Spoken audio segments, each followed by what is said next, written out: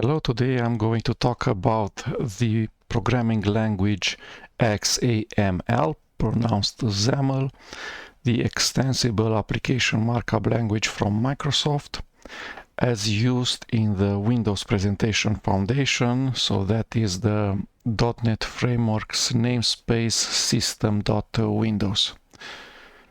So this is an XML programming language. Some sample Hello World files would look like this or like this. XAML is also used for graphical user interface in other technologies apart from WPF. They were used in Silverlight and in WinUI, in other new technologies such as .NET MAUI, but we're going to apply XAML to WPF, Windows Presentation Foundation, and the .NET Framework. So for that, this is the wiki page for the Windows Presentation Foundation. Was released as part of .NET Framework 3.0, codename Avalon.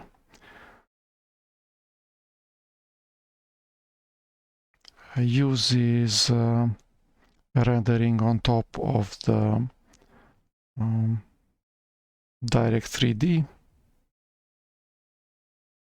Uses a different text engine than system.windows.forms. Has bindings where the source code that you define in XML in XAML files can receive from the view model data or can store data in the view model.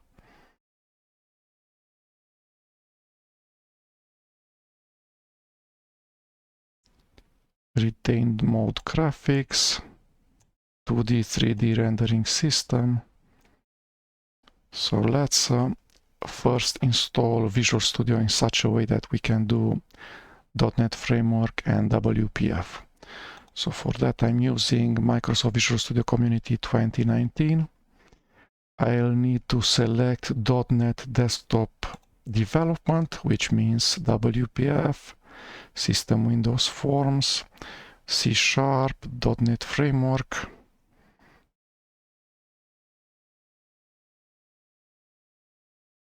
So ASP.NET is a web technology, Azure is cloud, Node.js is JavaScript, Python is Python, .NET Desktop Development is C#, Desktop development with C++, I don't need it anymore. Mobile means iOS, UWP means Windows 10 applications, I do not do that. Mobile C++, game development Unity, game development C++, Visual Studio extensions, Microsoft Office, Linux C++, data science. Okay, so that's what I need. .NET Desktop development. So it says .NET Framework 4 to 4.6 development tools, .NET development tools, .NET Framework 4.7.2 development tools, C#. So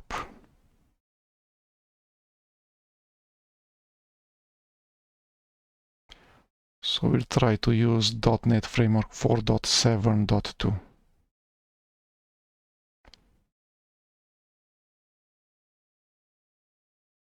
Okay, so let's install while downloading, modify.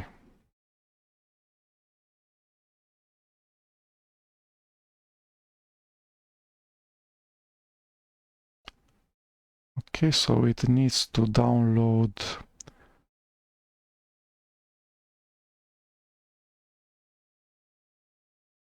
at least 600 megabytes. at the speed of 12 megabytes per second. 110 packages to download and install.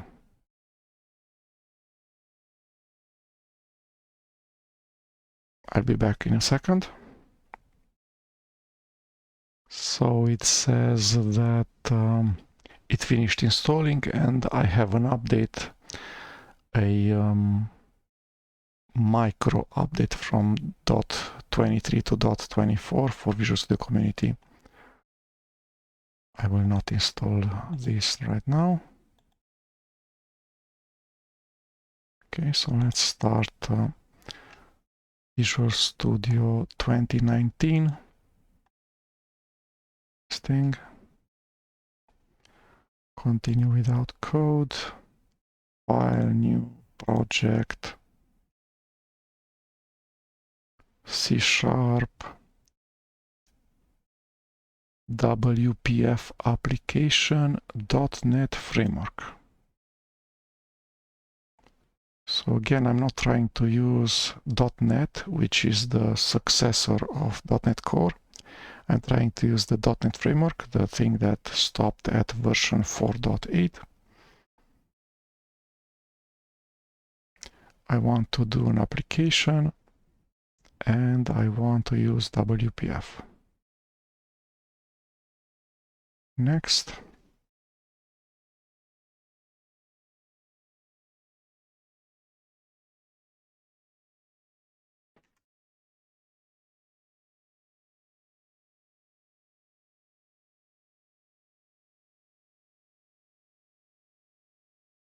Let's make a directory for today. Copy the directory name. How do I do that? Control C, Control V, WPF app1. Okay, good name. Solution and project in the same directory. .NET Framework 4.7.2. Correct.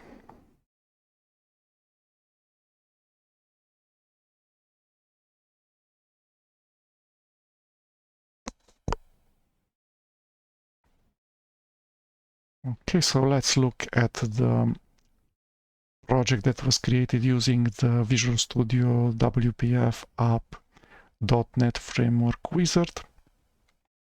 So it has created a SLN file, so the solution file, that just contains a project, which is WPF app1.csproj. Release any CPU and debug any CPU build configurations. This is the executable, so WPF app1.csproj, the Visual Studio C# project.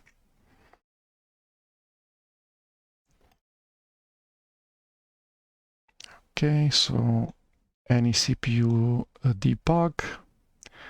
.NET Framework 4.7.2, warning level 4,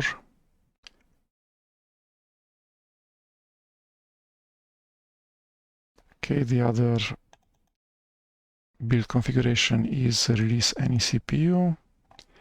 It includes system.xaml, Windows base, presentation core, presentation framework. It includes a .xaml file, main window.xaml, an application file, app.xaml,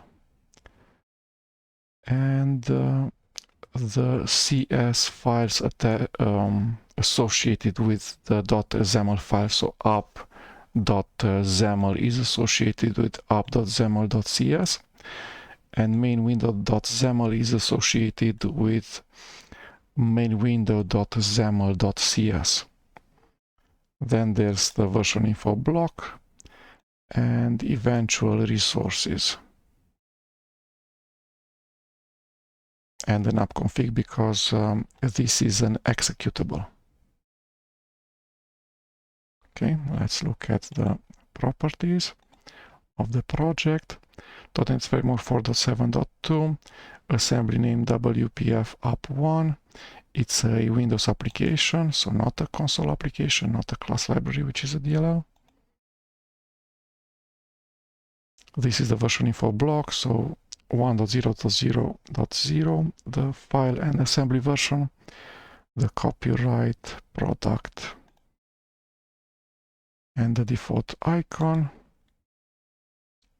It by default uses the build configuration debug any CPU, which prefers 32-bit and doesn't treat all warnings as errors and builds to bin debug. So let's change these things.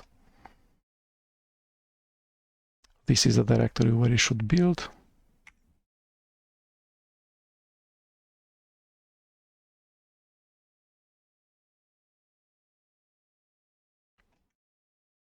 Save. Treat warnings as errors, not prefer 32-bit.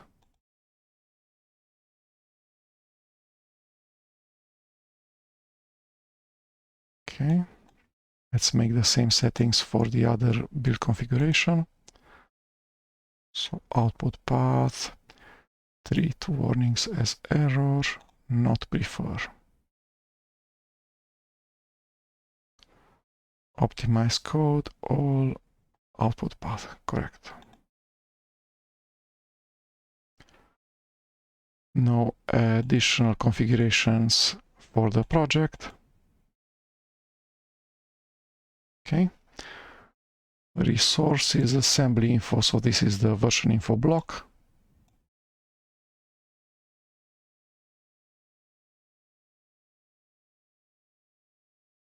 And the continuation of the version info block. Resources, no strings, no images, no files. So it's an empty resources.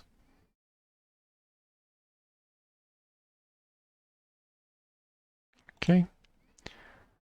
Reference is the system Windows forms, the system Windows, the WPF DLLs. So again, Windows base, system.xaml, system, where is it? Presentation framework and presentation core. Okay, app.config says that it prefers .NET Framework 4.7.2 and two pairs of files, app.xaml, app.xaml.cs and app.mainwindow.xaml and mainwindow.xaml.cs. So let's look at the app.xaml. So it says so this is declarative syntax.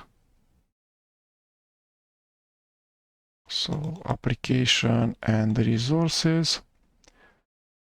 The application's startup URI, so the startup object is mainwindow.xaml.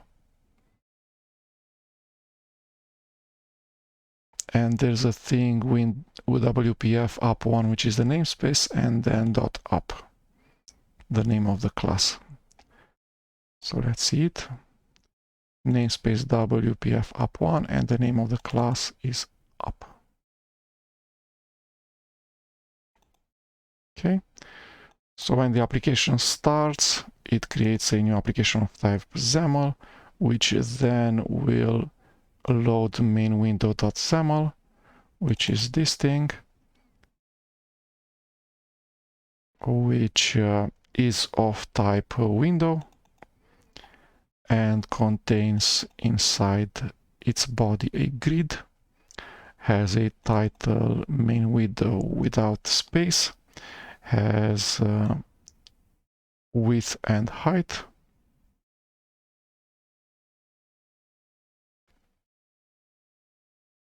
and it uses the namespace WPF app1. And these are XML namespaces. Presentation, XAML, blend, and markup compatibility. Okay, this is the Visual Studio Forms editor for XAML. So it's a GUI editor. We have a toolbox of XAML controls, WPF controls, the common ones, button, checkbox, combo box, data grid, image label, etc. and the list of all of the WPF controls.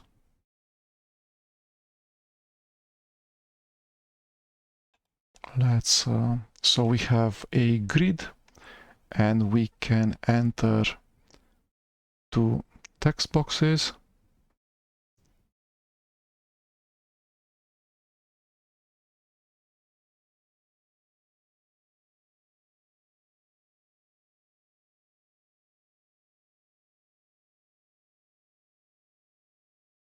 And one button.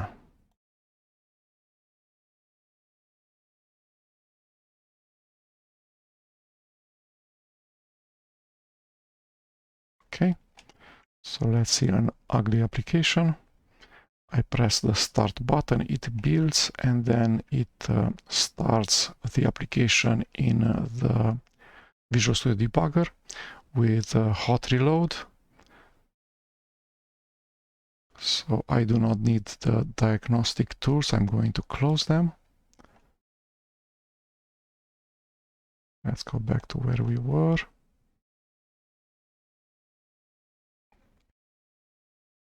So what are these?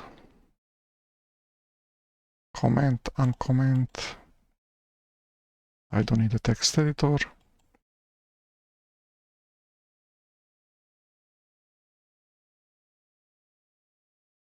Let's clean up some more.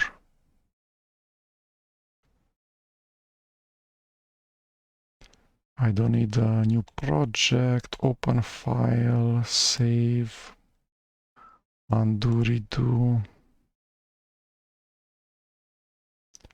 browser link, find in files, start window.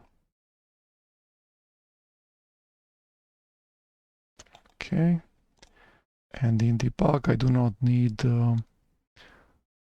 step into, over, out, back over,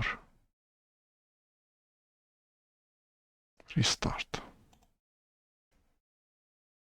Okay, so this is the application running and running inside of the debugger. We have hot reload enabled, which means that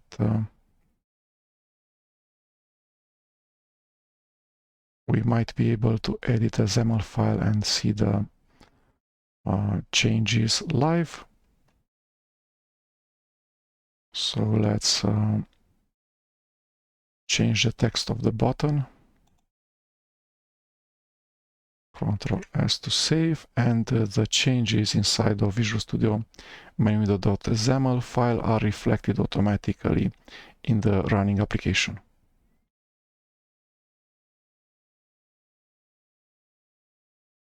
Okay, and then there's the go to live visual tree,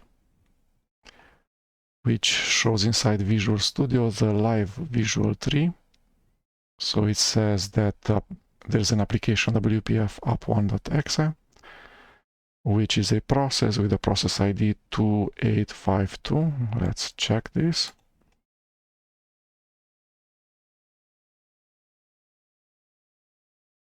So WPF app1, process ID PID 2852. Let's look at the command line. Right click, select columns. I don't need the UAC visualization, but I need the command line.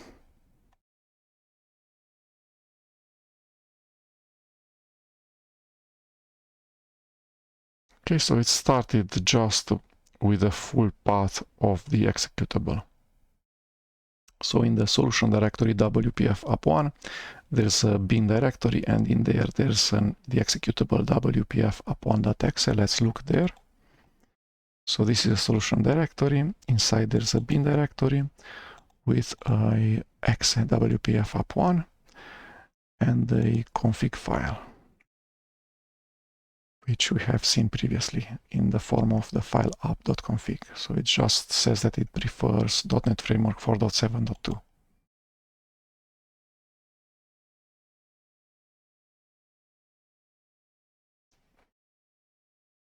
Okay, so these are two important features of the combination Visual Studio WPF and XAML. So the hot reload, the fact that you can just save in Visual Studio when you're editing the XAML file, and the changes will be automatically sent to the executable and reloaded.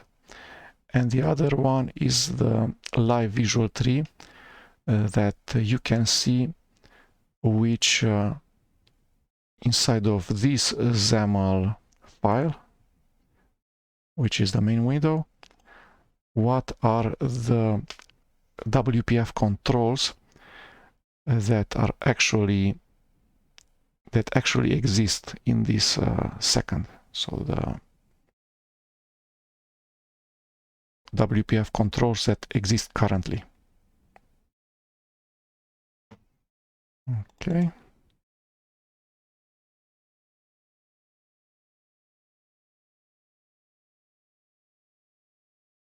Show properties of the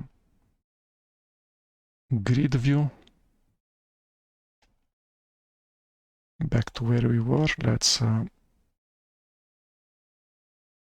have the visual tree docked. There's a live property explorer. Okay. Right click on the button, show properties. Okay, it says that the content of the button right now is button 1. This might be changed programmatically via bindings, etc. from the C# code behind.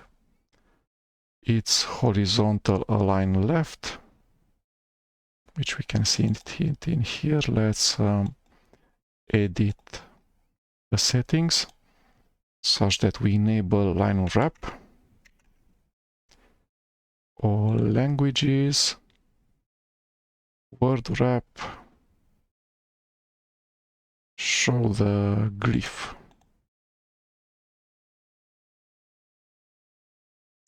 Okay. So we can see the current values of the properties of each WPF control. Whereas inside of the XAML are the initial values of properties.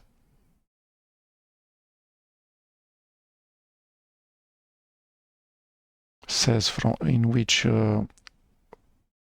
file these properties are being configured. There's default values, computed values.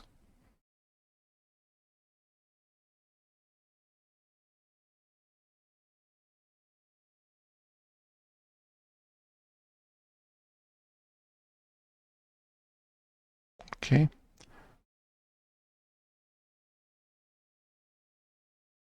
Live Property Explorer does not actually write to the XAML file, but still it affects the running application.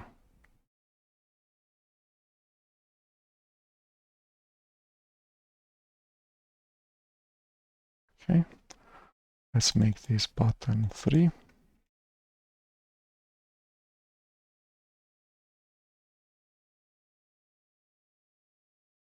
Okay, so sometimes you need to press the refresh button F5 in Live Property Explorer.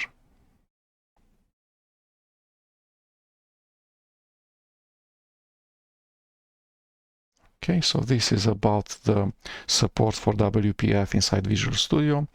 Now we're going to follow a tutorial. I'm going to follow Derek Banner's C# tutorial 19 WPF and XAML.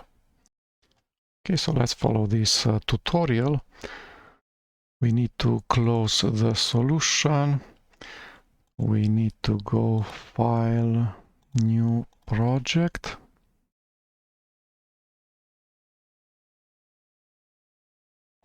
And we can select from the programming language C#. We need to select WPF app.NET Framework, which is what we did previously.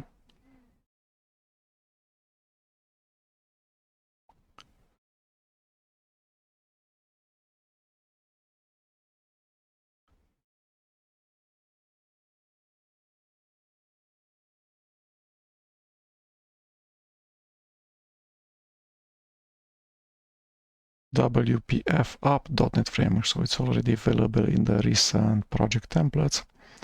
Let's select it from here. Next.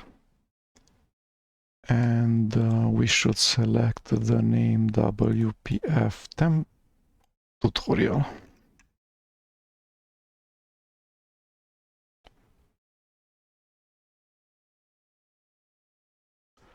WPF tutorial.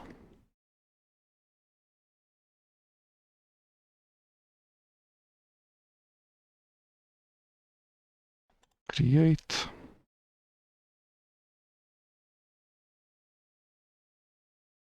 Okay.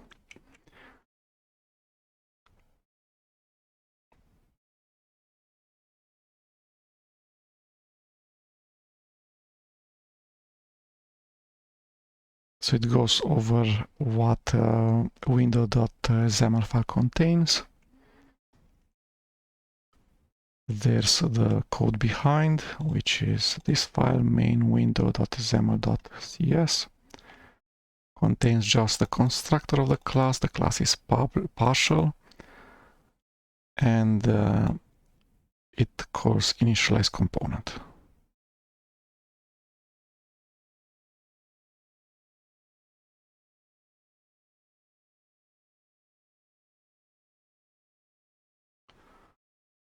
Okay. So it says that in the code behind class, which is main window.xaml.cs, we can start writing code, because this is actually main window, which is of type window, which is this thing, which is the actual window that we see when we run the application. So we can go this dot and change the title of the application. Can name this thing Hello World.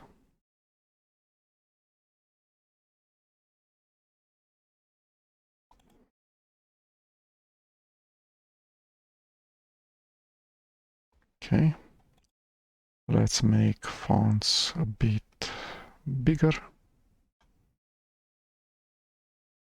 How do we do that?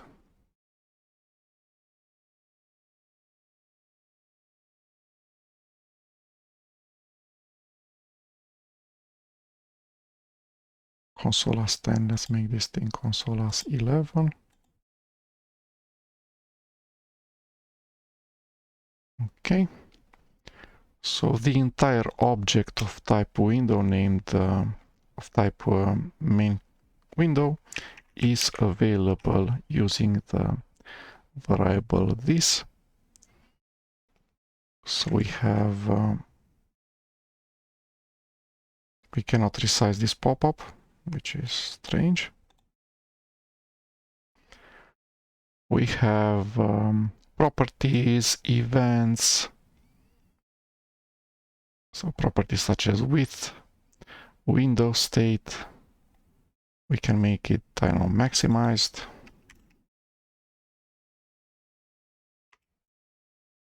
F5 to start using the debugger. So the application is now maximized. Control F5 to start the application without the debugger, so it's not attached to Visual Studio.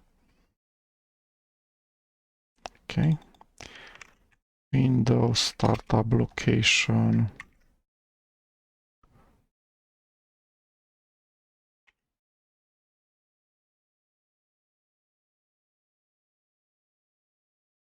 Center screen is a good default. Ctrl F5.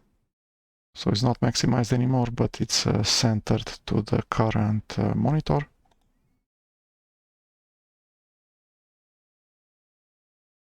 So this is by editing C# source code, but we can also do the same things from the XAML file. So in here we have a title, height, and width, which are set to the current as properties for the current object of type window. But we can add more properties. Can go resize mode to not be resizable. We can go size to content equals width and height.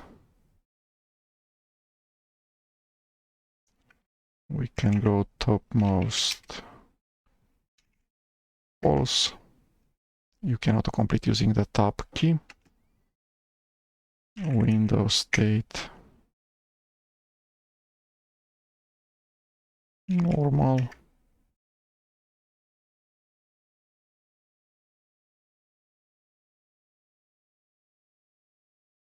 Ctrl S, Ctrl F5.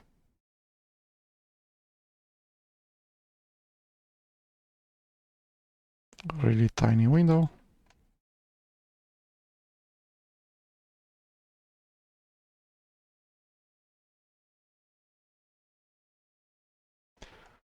Okay. Server Explorer. I have never used Server Explorer, so I'm going to remove it. The toolbox, I always have it on the left hand side.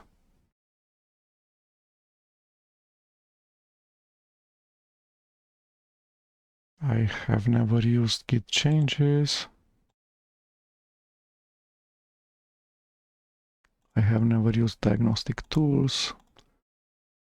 Properties, I have it in the left hand side, and property manager is a Visual Studio C++ thing, so let's remove it also.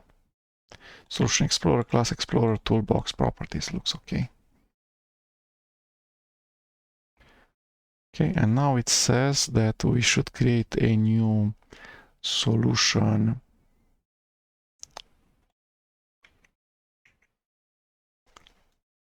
directory, name the resources. Solution folder. Sources. Okay, and I should get an icon. So let me get an icon.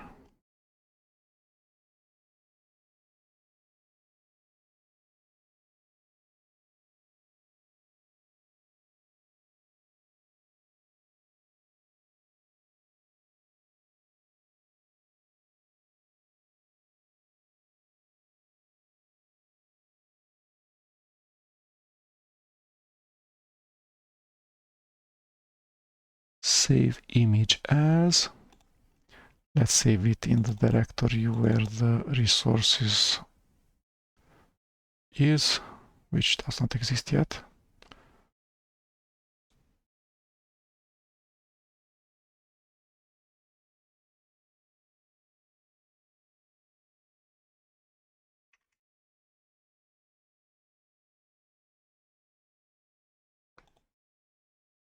Okay.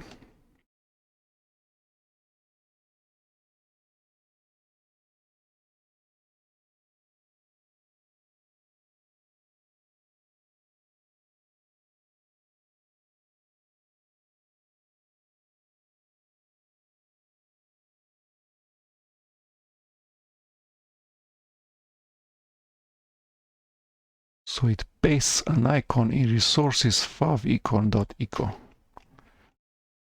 What is that? Show all files.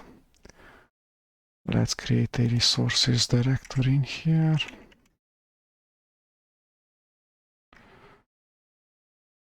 With an uppercase R. Put the icon there. And rename it to favicon.eco.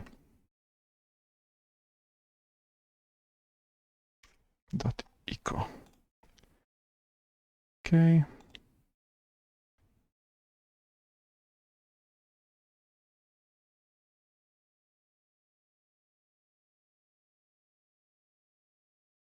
Resources.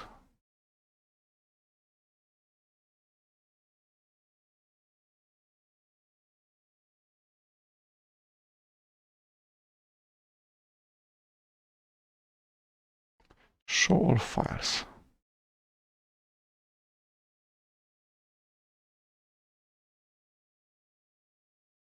I'm not sure why it doesn't show the resources directory.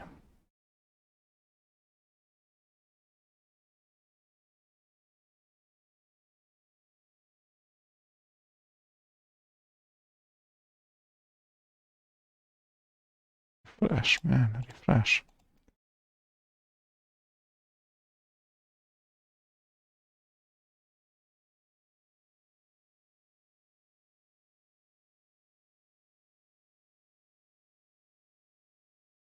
Whoa, I'm in the wrong directory. That's why. Okay, so let's copy this entire directory into WPF tutorial. Control V. Okay. Resources, including project.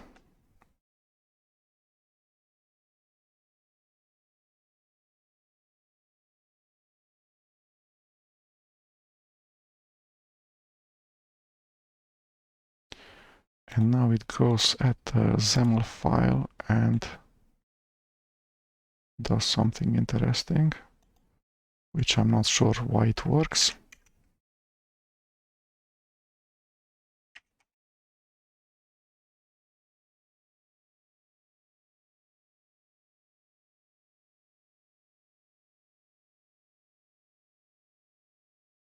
Control F5.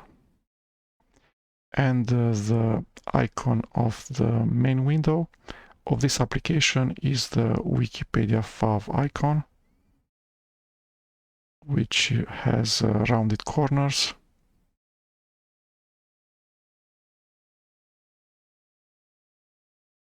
Interesting.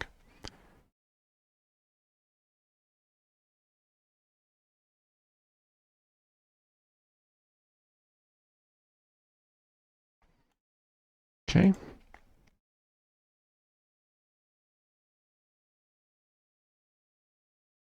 I'm not sure how the ICO file is available inside of the executable. What if I move the executable somewhere else?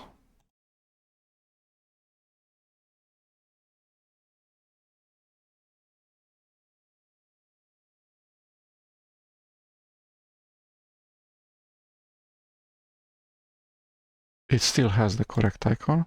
That means that maybe it's the icon is embedded inside of the executable. Let's see that.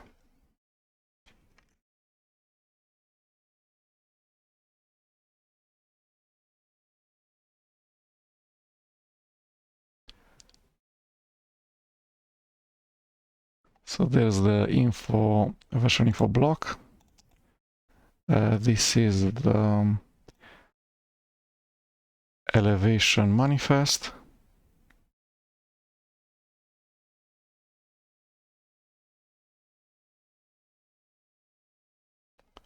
Let's open this thing using ILSpy.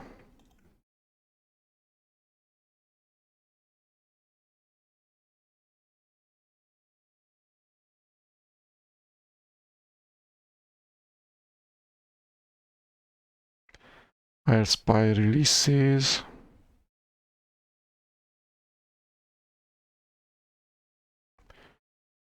aeelspy preview self-contained. What is that?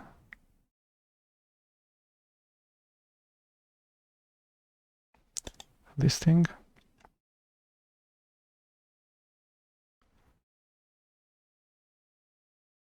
Cut. Temp bin paste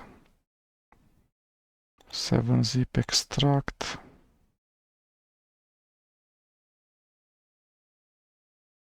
Let's make this just aeelspy. Okay, aeelspy.exe. This application requires .NET Desktop Runtime 6. What is that?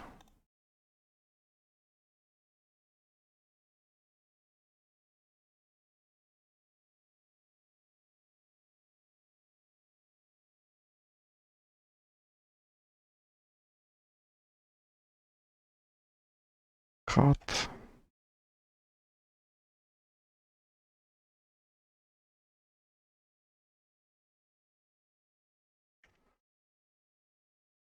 Control V. Delete aeelspy. Extract the self-contained zip.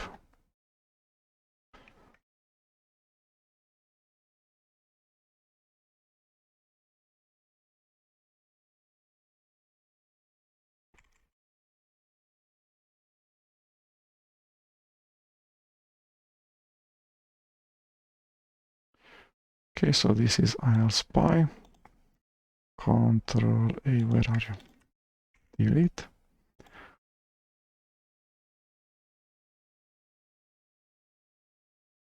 Let's put the executable there. The binary file. So it says it uses .NET Framework 4.7.2. That there's a resources. That there's a resources /favicon.eco. A main window.baml.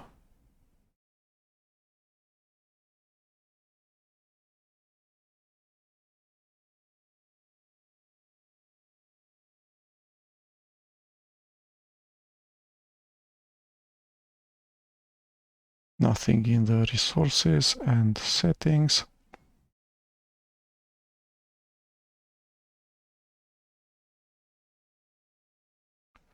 So the icon resources/favicon.eco was actually included in the WPF tutorial.g.resources. This because it has, when I've added favicon.eco in here, I've added it using show all files and then right click include in project.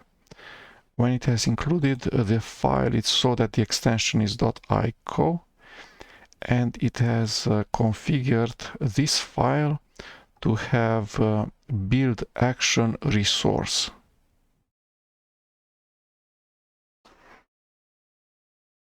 Okay, so that's why the favicon.eco is available and can be used inside the main window.xaml like this. So you say icon and then dot, which means the current directory, then /resources/favicon.eco, and in fact it's lowercase resources, so this thing.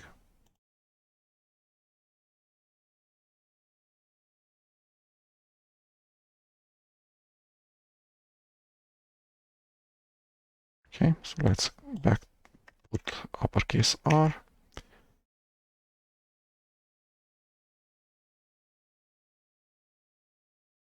Let's look at main window.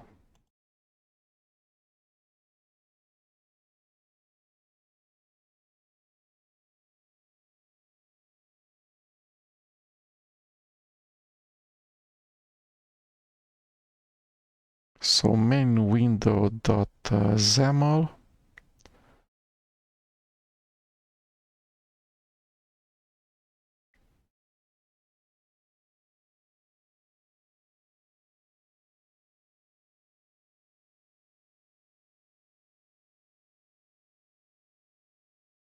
So the constructor says hello world and Windows startup location. So this constructor is actually this constructor.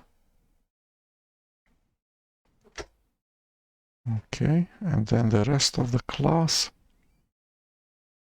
does initialize component, which initialize component says if not content loaded, and then application load component, WPF tutorial component main window.xaml, which is who.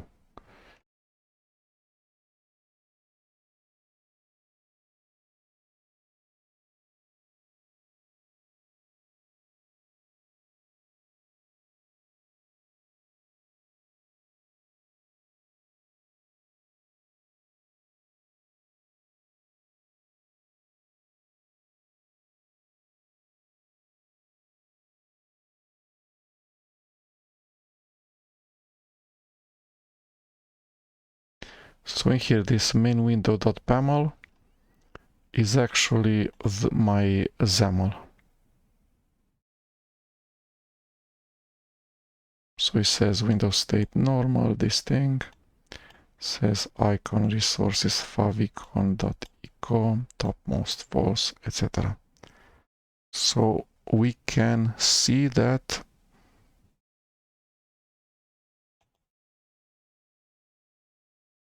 the XAML file was not converted to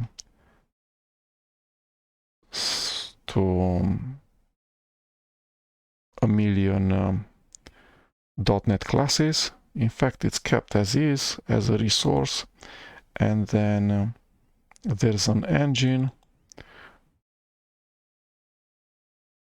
which is called application load component, from presentation framework, from the class system.windows.application, the static method load component. It actually parses the XAML file. So nested BAML, URI, parser context, package content, stream, iStream, XAML reader.load BAML.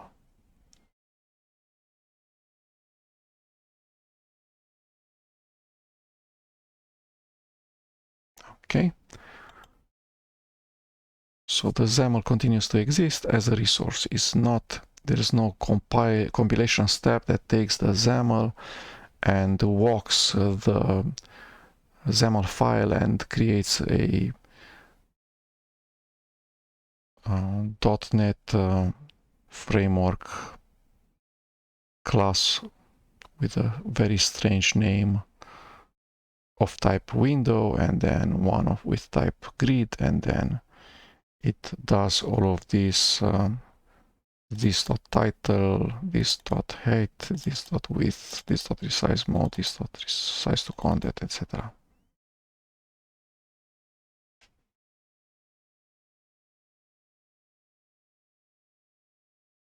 Okay, so now we have a icon for the application.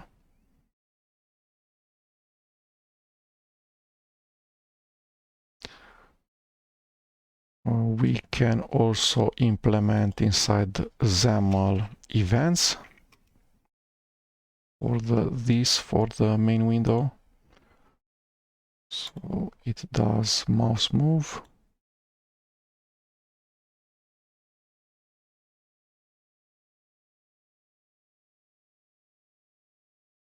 Okay, and it suggests new event handler. So I'm pressing the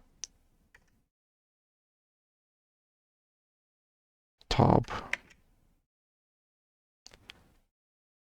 key on my keyboard. It has auto-completed with the best name for the event handler, which is window, which is a type, and then the event name mouse move.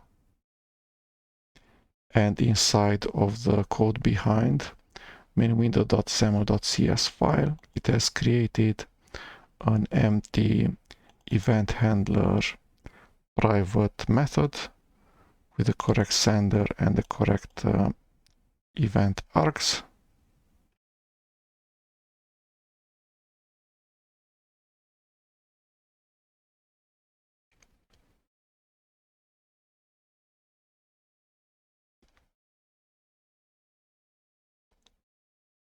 And now we can implement inside of the body of the event handler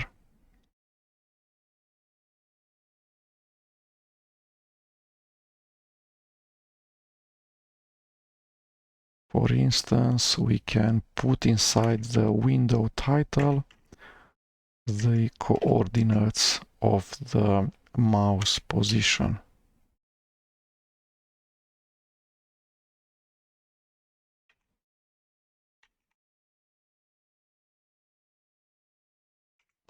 So this get position is a point of type system windows, a double X and double Y, and it has a method to string which we're going to use to convert this.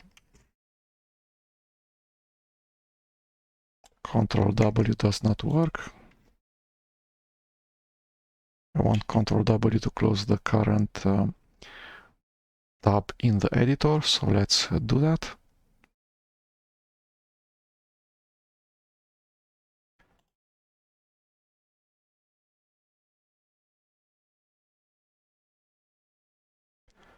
Keyboard, I want to see who's using Control W.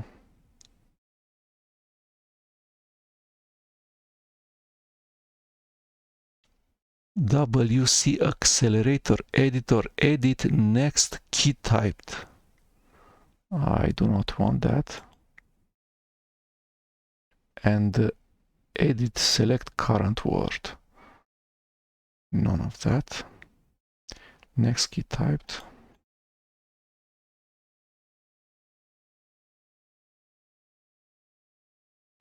Remove.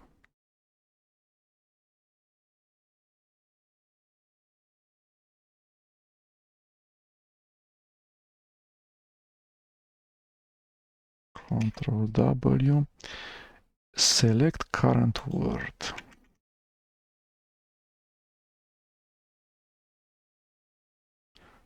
Okay, select current word should not have this shortcut. And I want close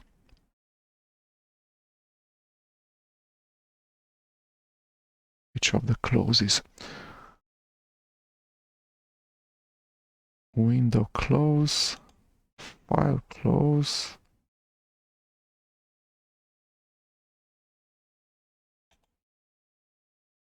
test result close, close document window, Control F4. Yeah, this is probably what I want. So I want close document window to have Control W. Okay, it has both Control W and Control F4. Control W, and now it works. Okay, get position returns a system.windows.point. Convert that to string. And we should be good to go. Control F5. It will build. The window is really small. So let's change that.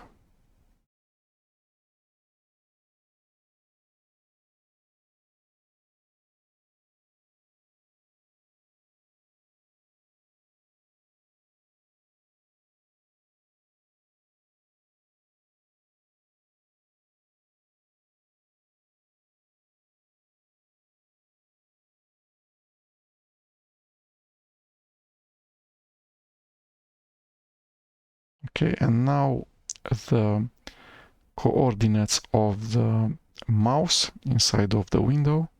So starting with 0, 0.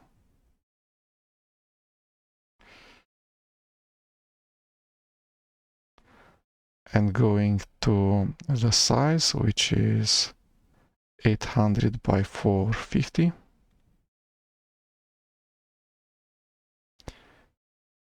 And this 450 seems to probably also contains the window borders and the window title bar.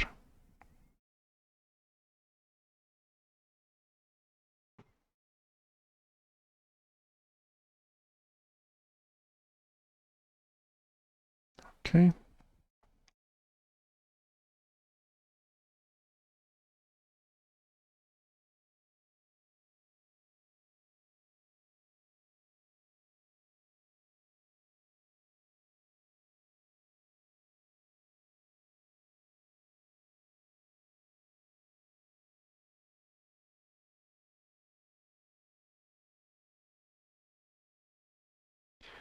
And now it does window.resources.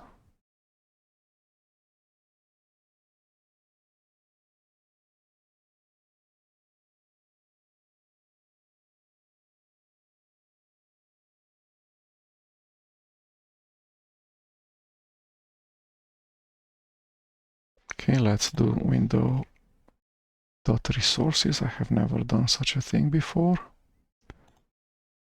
So before grid, window.resources, and the members are string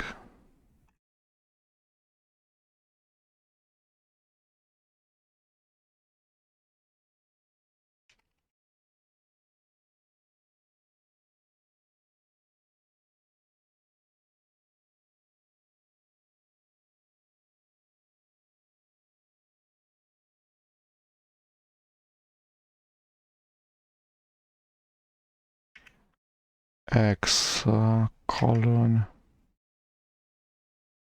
key str hello again.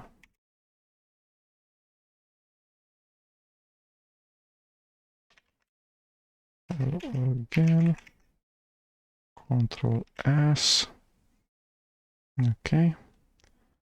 Light bulbs like this one will show you potential fixes to issues in your code. Click on them or press Ctrl dot to see the fixes. Let's click on it. And says add XML system namespace. Okay. So it creates an XML namespace named sys, this thing, which corresponds to the .NET Framework namespace system from the assembly MS core lib.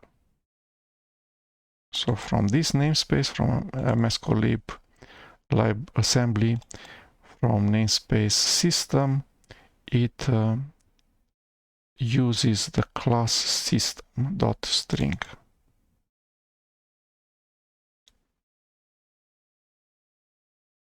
Has a key where X is the XAML namespace, dot key, colon key, and then the value. Okay.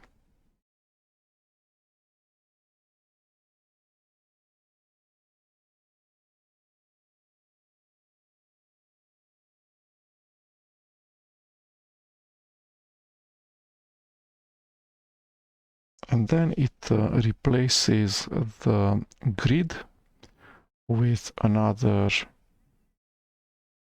layout manager. So system Windows controls grid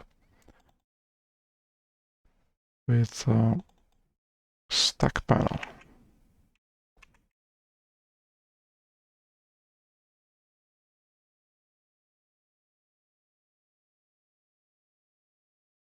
System Windows controls.stack panel.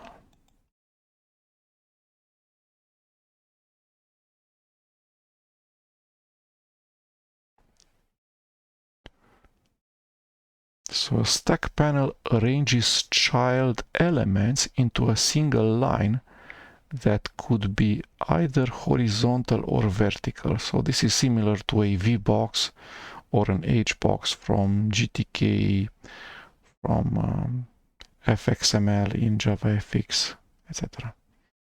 HBox and VBox combined, depending on the orientation. The dimension by which the child elements are stacked, either horizontally or vertically. So we'll go with orientation.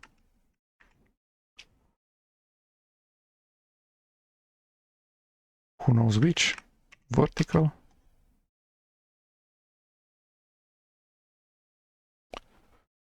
Okay. And then we can add WPF controls.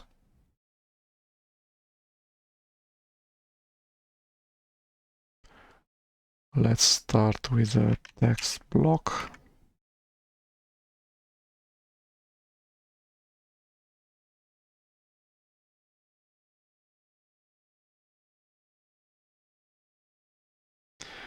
With a horizontal alignment center.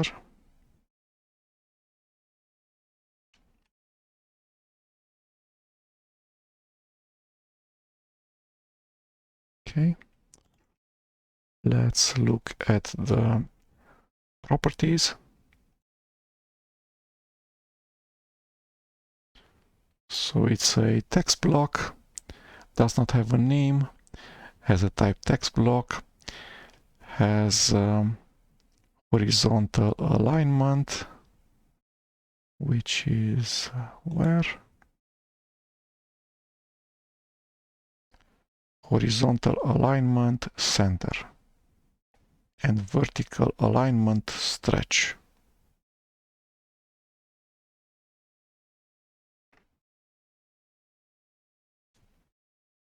Okay. And then there's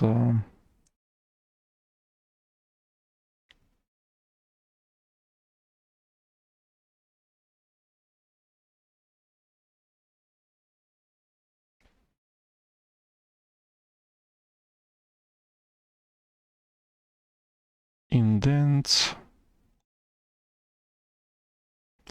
bullet character,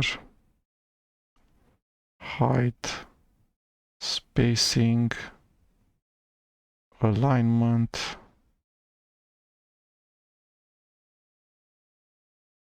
how can I see them all alphabetically? Okay, the property is called text wrapping. This thing, no wrap. Okay, can we add it straight from the properties? Text wrapping, make this no wrap. Okay. Text, make this hello world.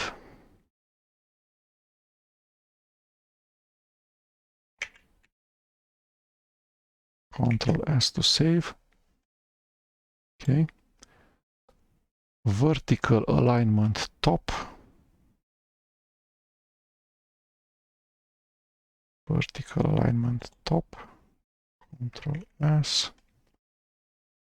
Font size 40.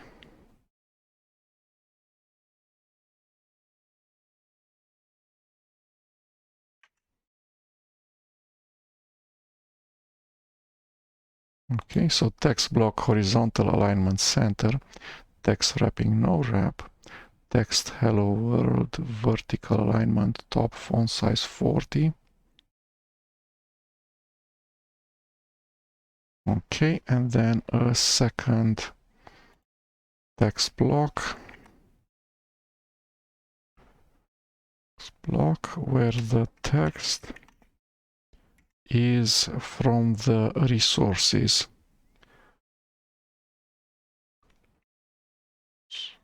Where are you?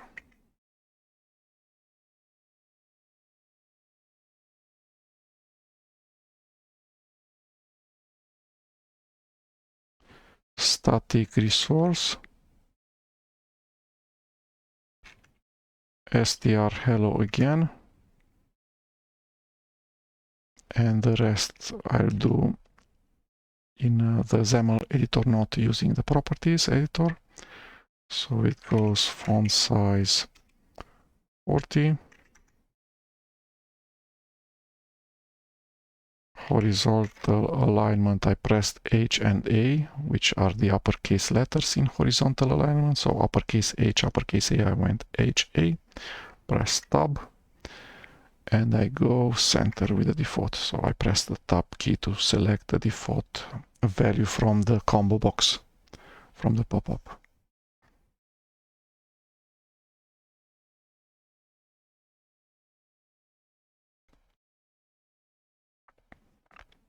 Okay, so we have strings, this one which is hard-coded inside of the XAML, or we can take that string from a window resource, still from inside of the XAML.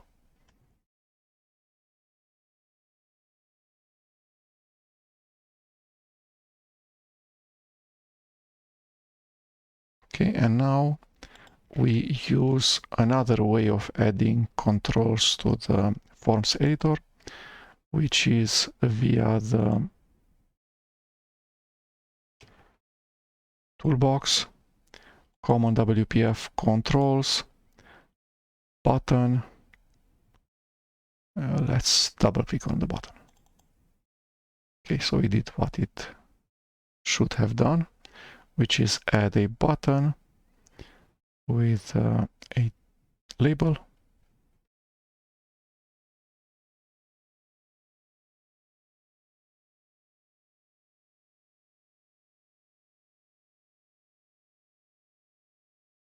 Okay, so because we're using a vertical box, so stack panel orientation vertical, the moment we have added a button, since it's the third UI control, WCF control, it has put it under the previous two text blocks.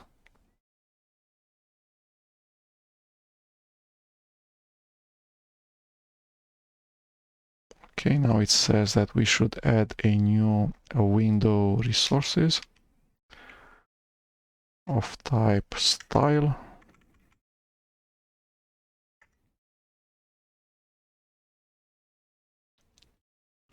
And target type, and we want to style the button.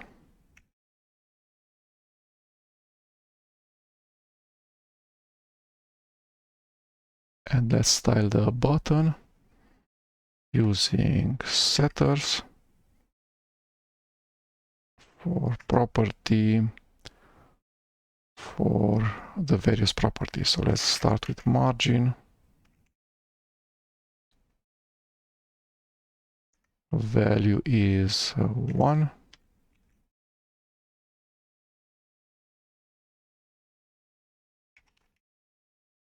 Control X, Control V a ton of times, Control X. So the other properties are font size. So I pressed FS, uppercase F, uppercase S, and then the tab key. The same values as before. So font size 40. Vertical content alignment.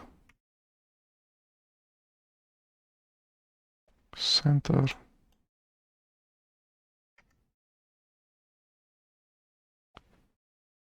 Font family.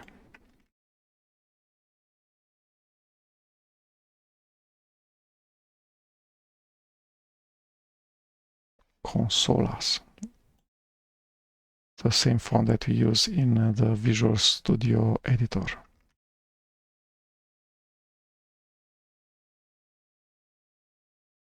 Okay. And That's it. Let's delete the other setters. Ctrl S, and now we need to, the button has been styled automatically because the style has identified the target, which is the button, which is a type of this thing. Okay, this is monospaced fonts, whereas these are not monospaced fonts. The lowercase t is very wide compared to the lowercase l.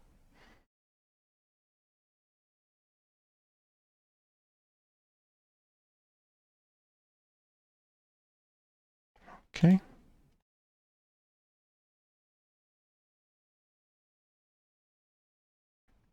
Let's rename this button to the label on the title should be close.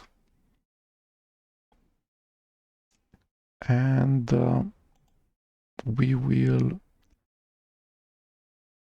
create inside the C# source code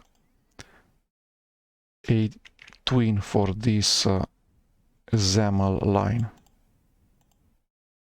So x : name, and then we give it a name, button1. Clever. Okay, Ctrl S. And now in here we have access to button1. The button1 comes from the other part of the partial class main window.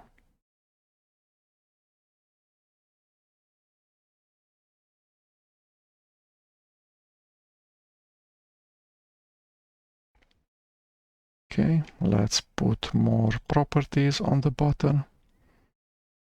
So we give it the properties height equals 40,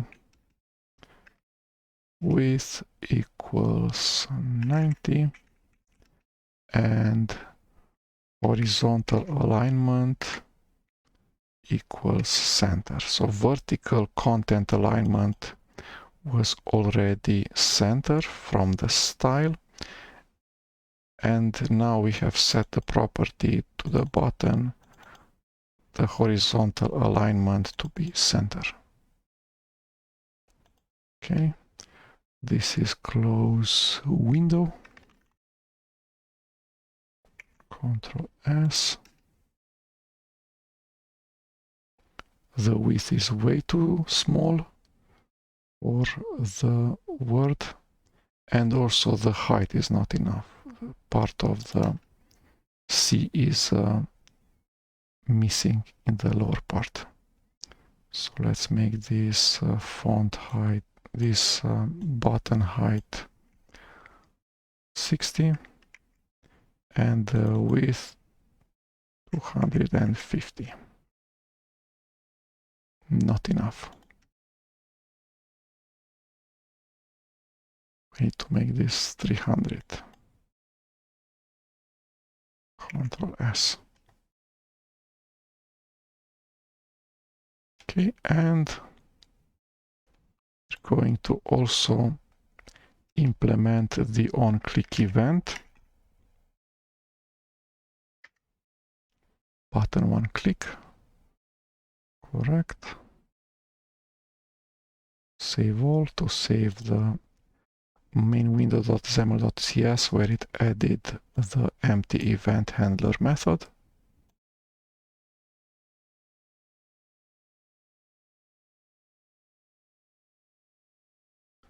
Okay, then it duplicates the button, Ctrl X, Ctrl V. The second one is named button open file.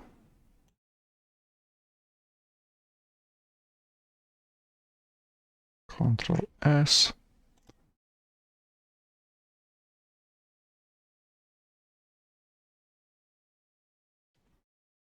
Okay, the caption of the button is open file and has another event handler.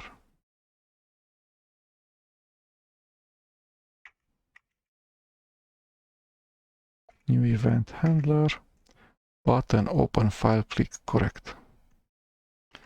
Ctrl Shift S to save all of the files.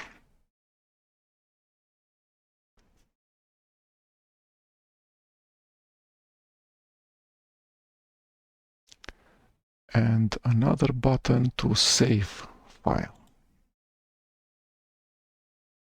Ctrl X, V, V. Save file. Save file. Delete the event handler. New event handler. Ctrl S, Ctrl Shift S to save everything.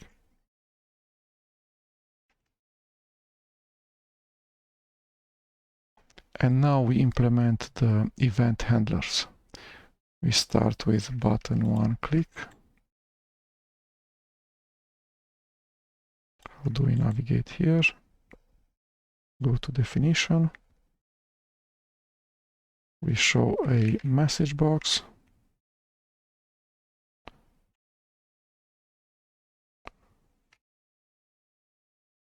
The app is closing. And this, which is the main window. Close. Once the only main window of the application closes, the entire application will close.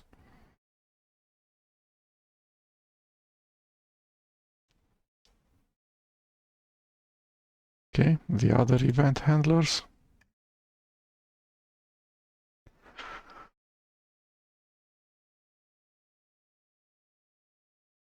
Open file dialog.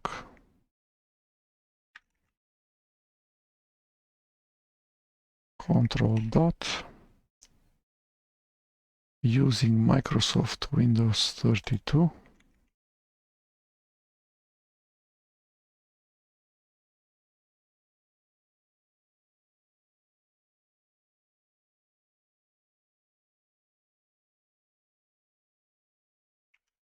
Okay, so this thing.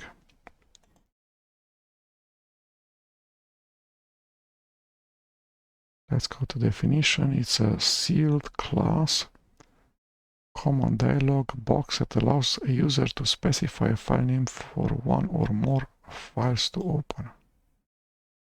Does it have static methods? Nope.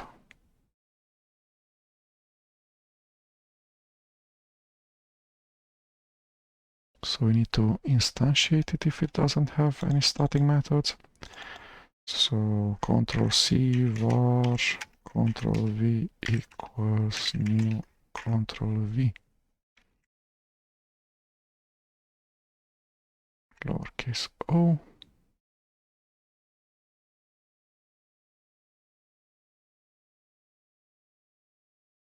Show dialog,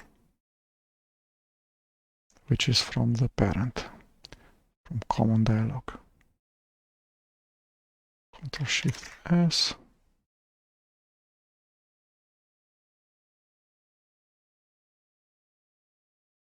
Okay, the same thing.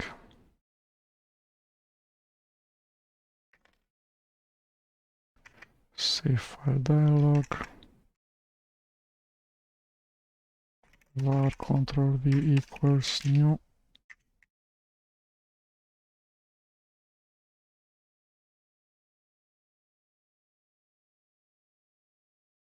Show dialog.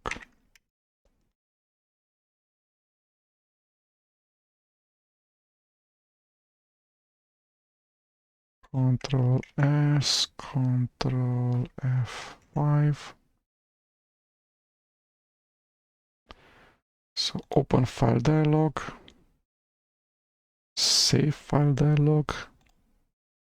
When I move the mouse, it changes the title. Close window, message box without a title, with just a body. The app is closing. Okay, and the application actually closes.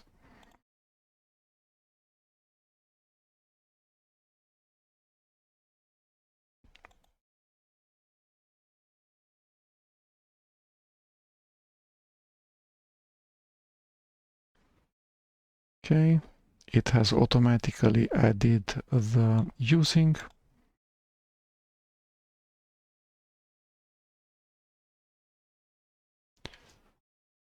Now we can re-enable the automatic sizing for the dialog in XAML.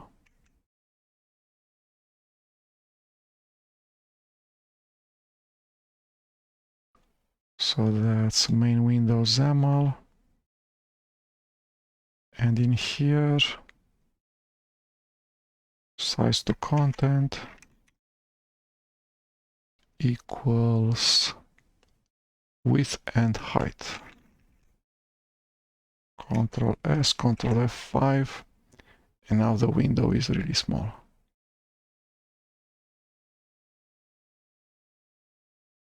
Save. Okay. What's next?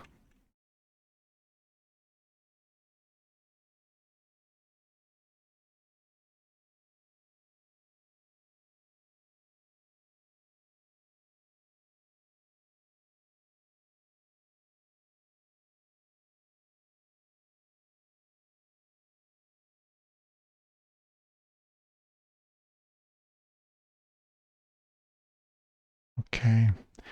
At this moment, we should make a backup of this thing.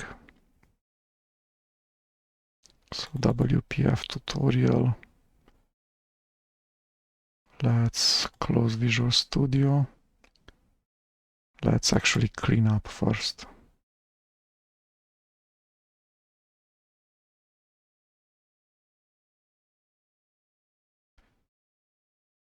So right click, clean solution, close Visual Studio.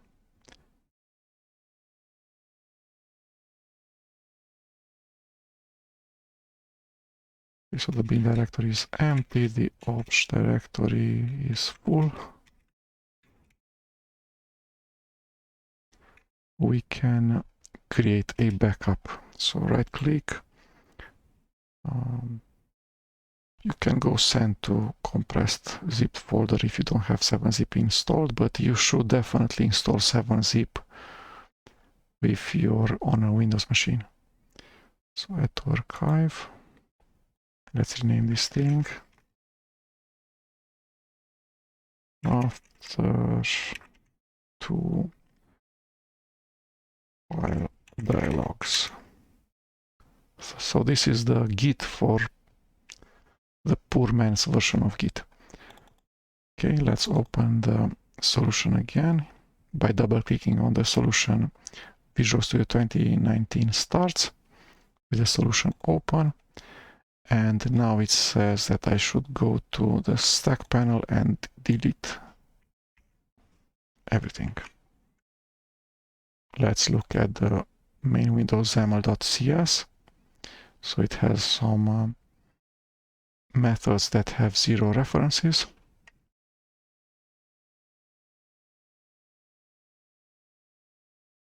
Okay. So now the tutorial goes to another layout manager, which is called Canvas.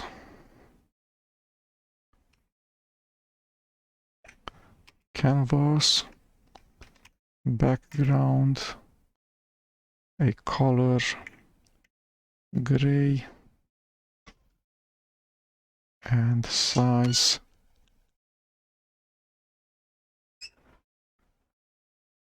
Height.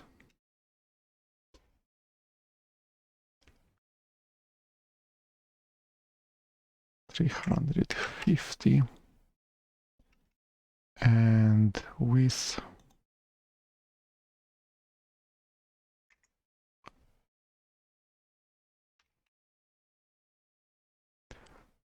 525, and let's close this thing.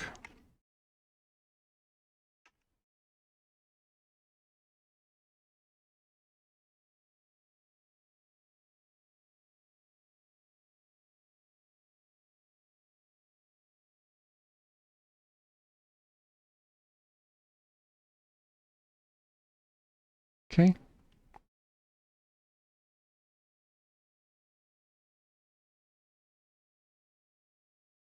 So now let's add from the toolbox another common WPF control, which is a label. So label content label. Since I double clicked on the label, it did not specify the absolute position of the label. But if we drag and drop the label on top of the canvas, it will specify canvas.left and canvas.top the position where we put the label using drag and drop. So when we stop the drag, the label is at the positions 52 and 37 X and Y inside of the canvas.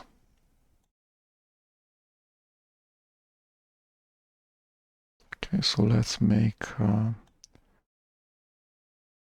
left 19 and top 21. Then we put a text box. This is name, a text box.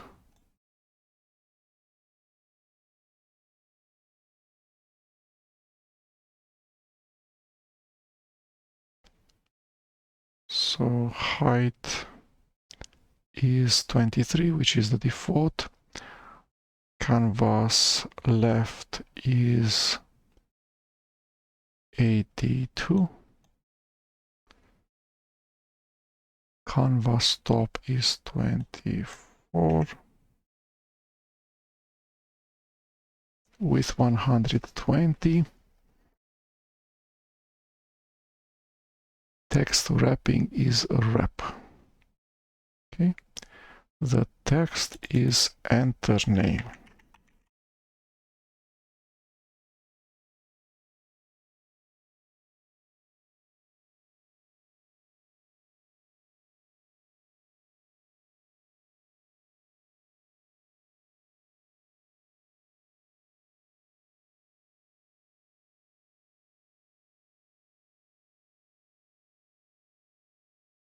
Okay, let's also place a button there. We can search for button.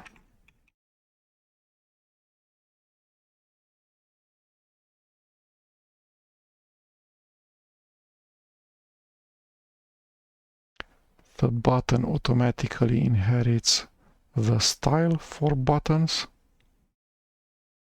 So let's remove the style for buttons. Ctrl S. And now the button is way smaller. The font is way smaller. The button should have content send and canvas left 233 and canvas top 24 and margin 0 and width 75.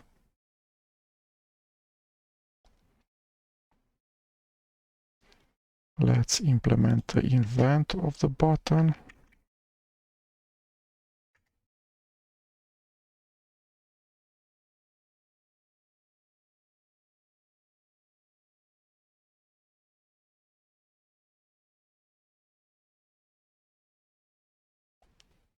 Okay. Now it changes the name of the event handler to be send underscore button. Click. Ctrl S, Ctrl C, Ctrl Tab, Ctrl V.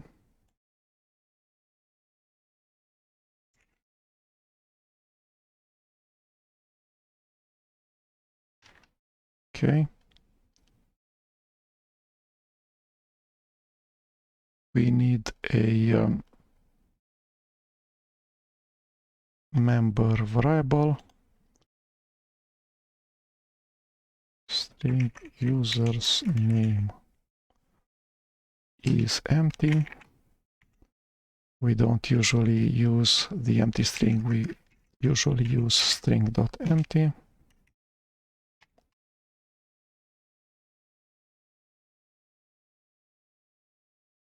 Okay. So in the event handler, we go user's name equals, and then we want to have access to the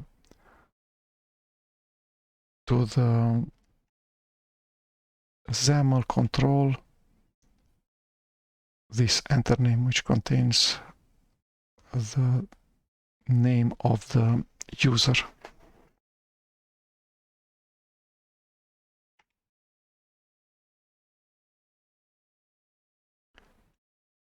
So there's two names in here.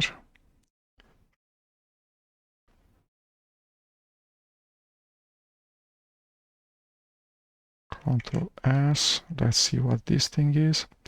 It's framework element dot name.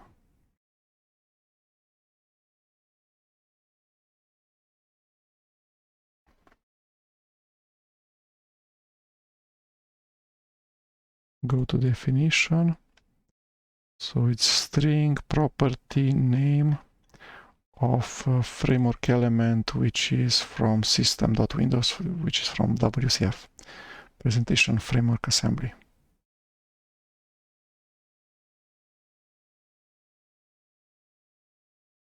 Okay, and X is the XML namespace for XAML.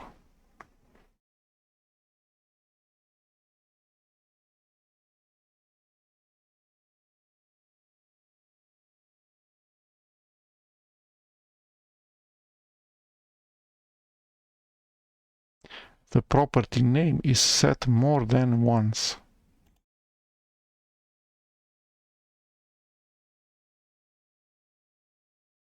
Okay, so it seems that inside of the namespace, XML namespace X, which is the namespace for XAML,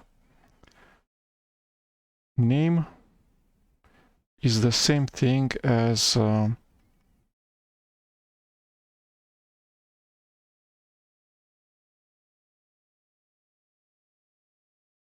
this thing, which is system.windows.framework-element.name. Control S. And now we can use the text box because it has a name in C#.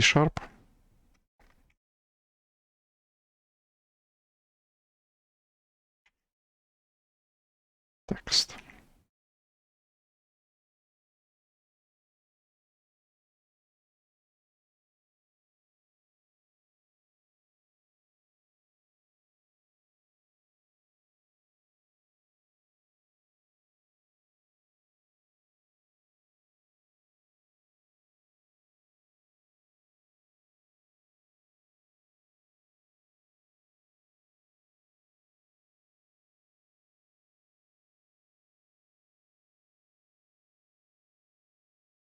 Okay, Control F5.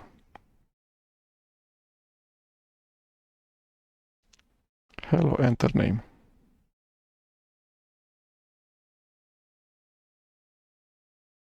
Hello, John.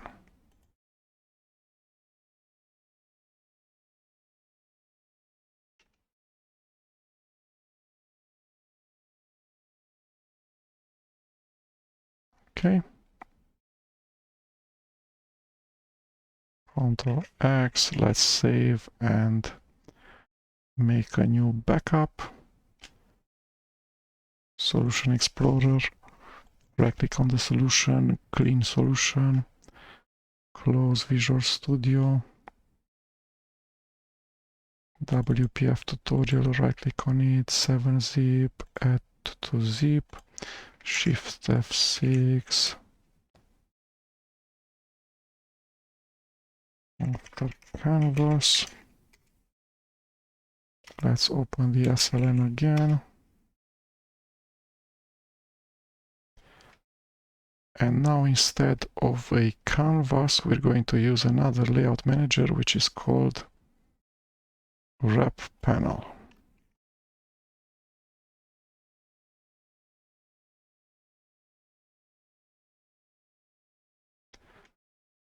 Wrap panel, background is in fact the background color, so gray.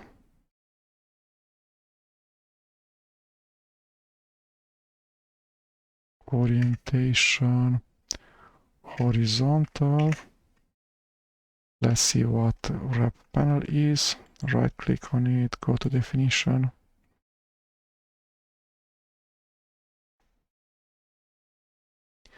Positions child elements in sequential positions from left to right, breaking content to the next line at the edge of the containing box.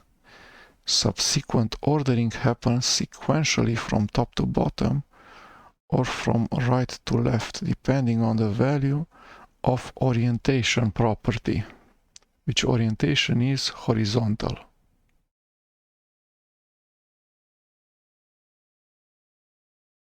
So positions the child elements left towards right, then it breaks, and from there on it goes top to bottom or from right to left. Okay, and orientation, what does it do? The dimension in which child content is arranged represents the physical orientation of content as horizontal or vertical. The default is horizontal. Okay. So we put a label and a text box. So toolbox, double click on label, double click on text box. Label is name. Text box is the same thing as last time, so name equals user's name. Text, enter name. Control S.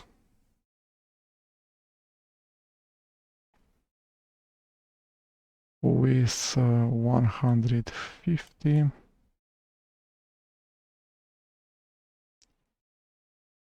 And no height or wrapping. Then we have a button. Content send. Control S. Let's look how it looks like. Control F5. So it's just the controls because we have window size to content, width and height.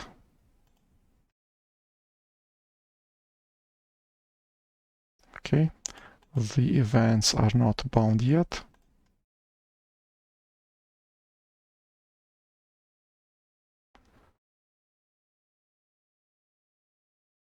Let's remove resize mode, no resize. Control S, Control F5.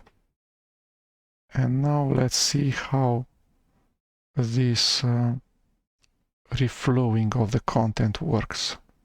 So it's a wrap panel, it does line wrap. If all three WCF controls, label, text box, button have enough space on the first row, we put there.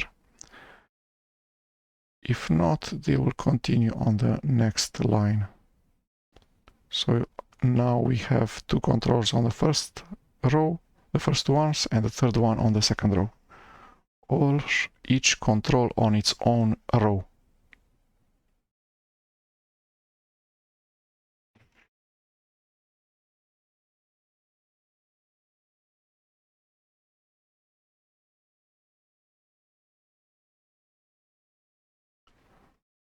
Okay. Enough. Let's save this too. Solution Explorer, right click, clean solution, close, 7-zip, compress, shift F6.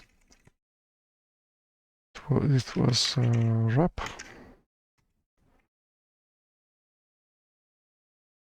Okay, open Visual Studio again. We'll delete the layout manager again, so no wrap panel anymore. Instead, we're going to use a grid.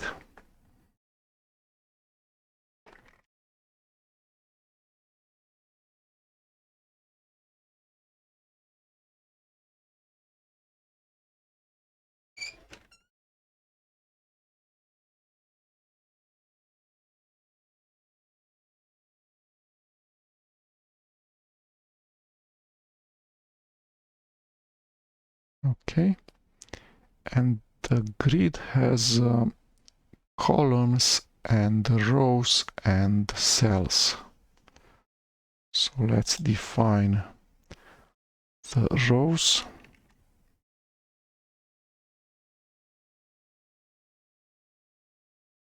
Row definitions. Row definition. Height. Everything. Ctrl S. So there's just one row that has the entire height of the window.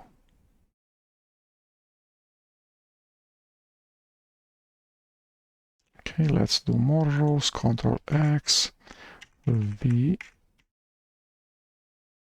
It's 4 actually. Ctrl X, Ctrl S.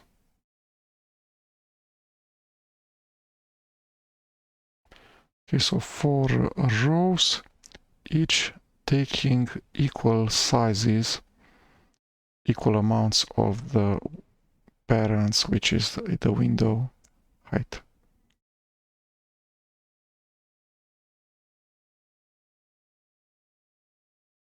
Okay, so those are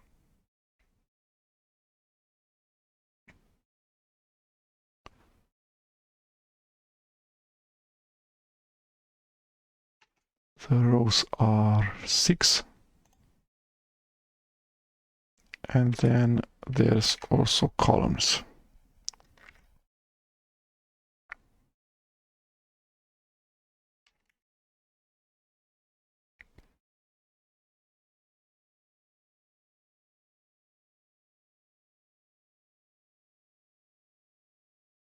Everything.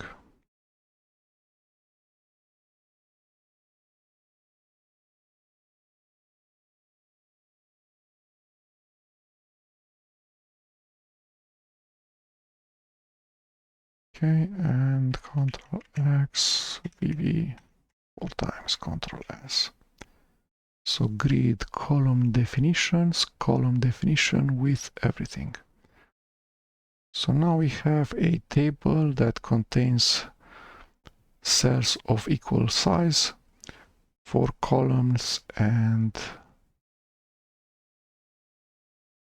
should be 6 rows.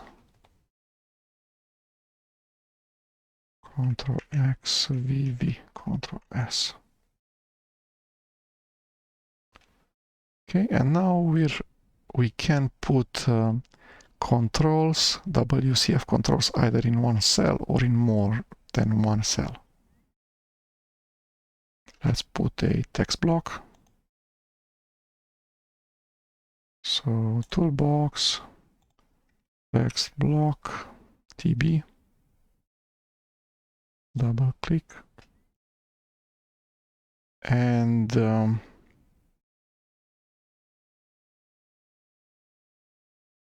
says vertical alignment top, text block, text wrapping wrap, horizontal alignment left, but we need to specify the cell.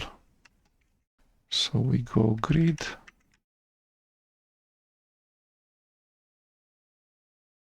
dot, and it spans more than one cell. Column span equals 2. Control F5. No.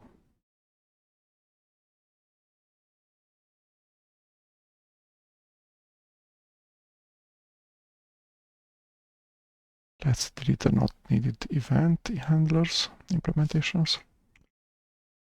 Control S, Control F5. Text block. Let's remove the, or let's comment out the size content.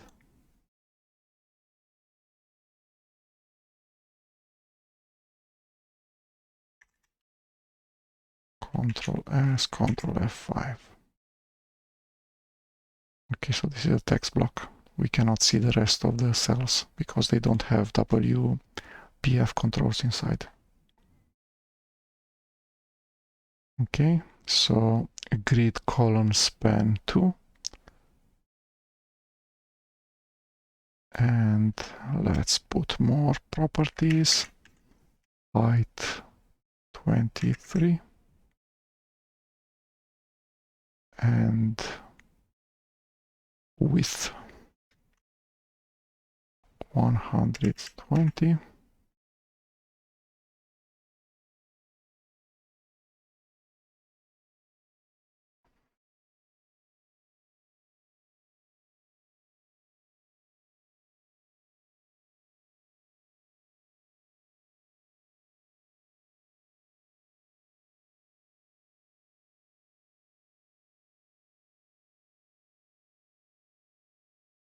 Okay, let's add a margin.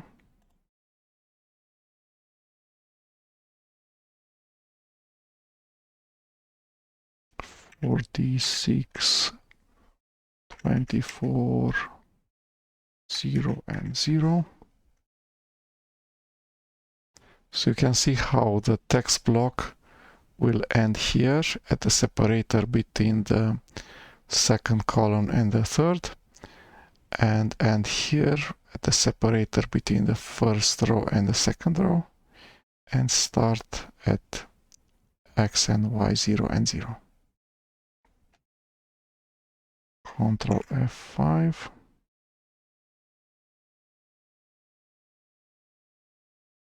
Okay.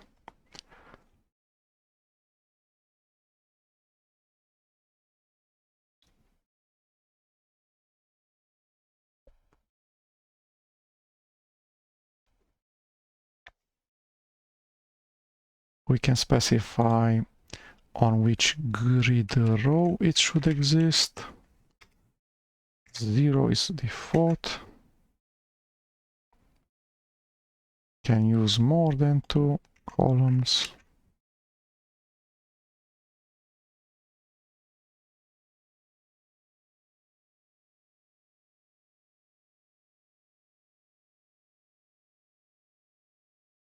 So we keep text wrapping wrap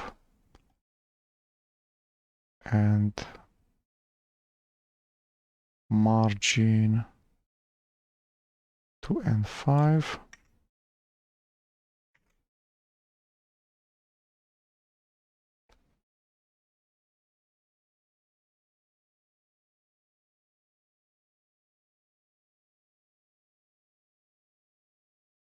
And no height and width. So grid row 0, column span 4, text wrapping wrap, margin 2 and 5, and text block. Not text block, but text box. This other thing.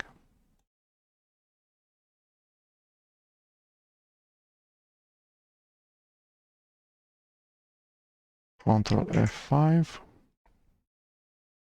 And now we can see that WPF control text box covers the entire row or all four columns and cells on the first row with some margin.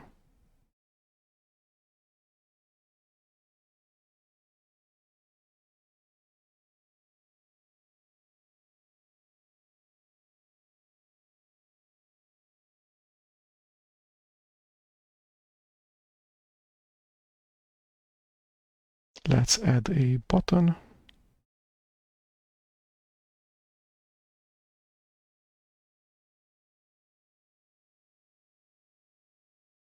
Content 7. Horizontal alignment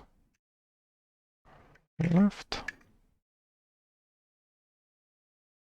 Grid row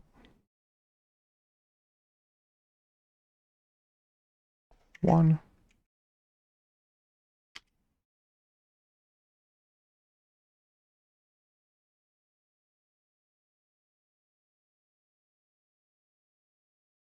Control S. So horizontal alignment left, grid row 1, vertical alignment top.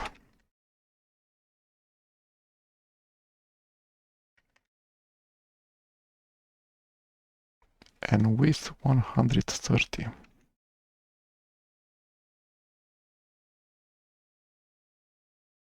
Let's have this on a single line.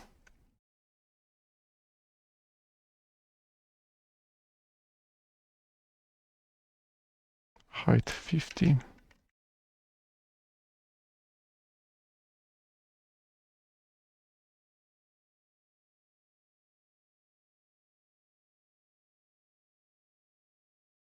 Control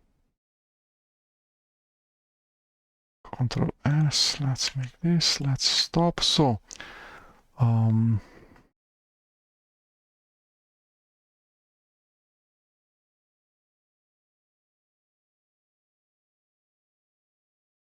we are starting to implement a calculator application, a graphical user interface application. On the first row, it should have the results window, so this thing. And then on the rest of the buttons, there should be 7, 8, 9, multiplication, 4, 5, 6, minus, 1, 2, 3, plus, etc.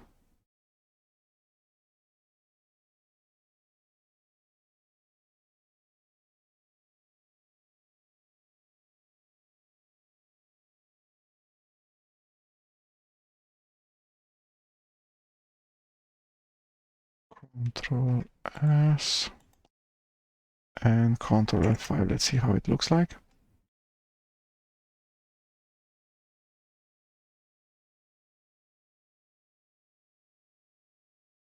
Okay, let's add more buttons. Control X. We need 4, 7, 8, 9, 7, 8, 9, and multiplication. And grid row 1. Okay. But we want it in other grid cells. So yes, on row 1, but on different cells.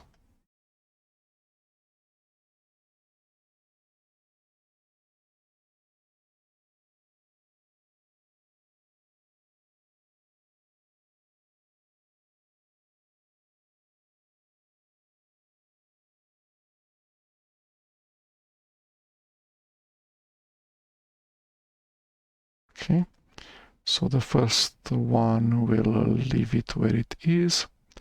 The second one is on grid dot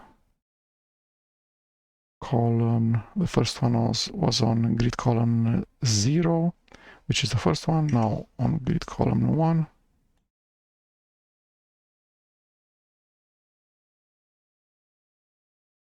Okay, Control S. Let's get this thing back.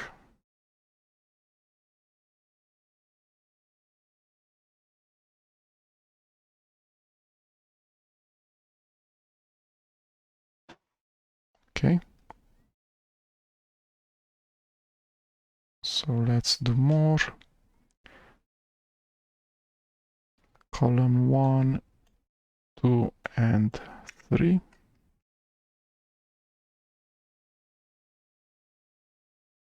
Okay, and a new row. Control C, Control V. So 4, 5, 6, and minus. 4, 5, 6, and minus. Row, the next one.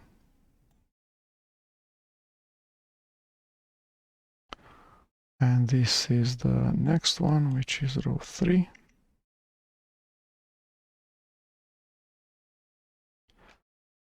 And the buttons are 1, 2, 3, and plus.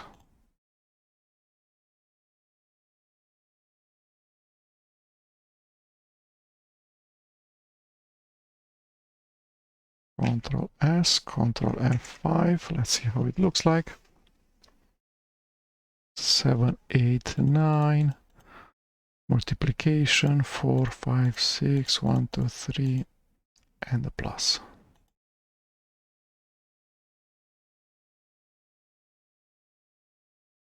Okay.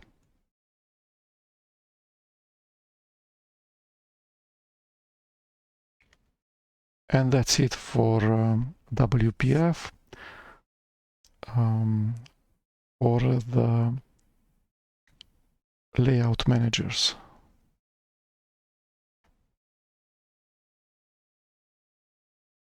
Control S. Let's make a backup.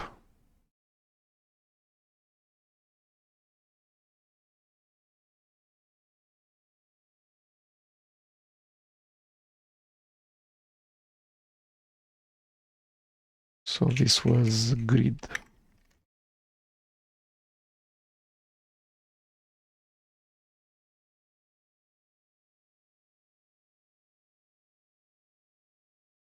Okay, so we have the layout managers for horizontal and vertical alignment, canvas, which allows for absolute positions for the child controls, grid, which is similar to a newspaper, has, or to a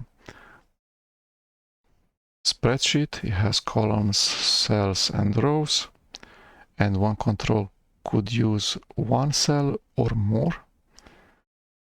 And then there's a wrap, which depending on the size of the window will place the controls on the first row or on the next rows. Next up, we're going to look at MVVM, the technology that is often used with XAML and WPF. So this is the Wikipedia page. So there's some MVVM model, view model, where the view is the thing that's actually presented to the user. So that might be the markup language, the XAML. Then model is either a data structure, so a class that just contains data members or properties, or a repository pattern. So this is, the model is the data.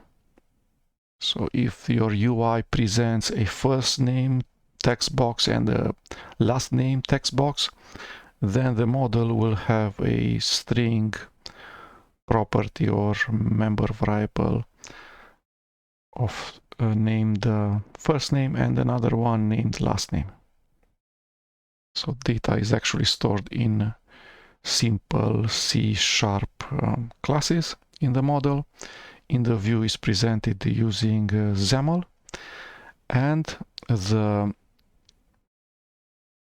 class that's behind the XAML communicates with the class that contains the data, not directly using code behind, but using an intermediate step, which is the binding syntax and a view model C# class.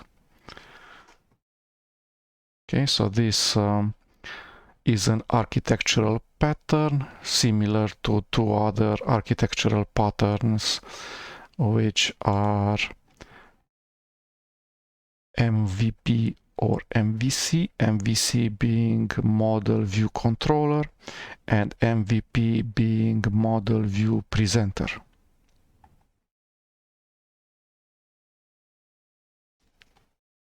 Okay. Let's look at an application that does have code behind, and then how we're going to make that application way easier to test by removing the coupling from the source code that's behind the UI, such as event implementations, and the source code that decides if the UI is dirty.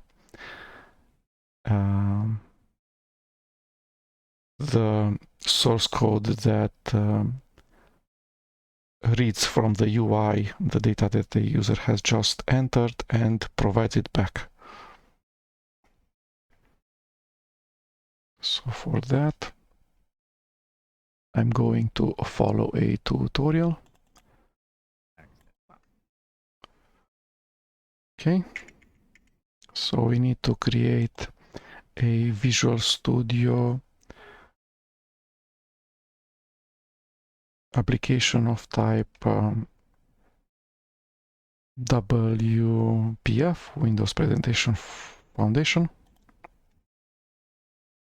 File, new project, WPF app.NET Framework, next.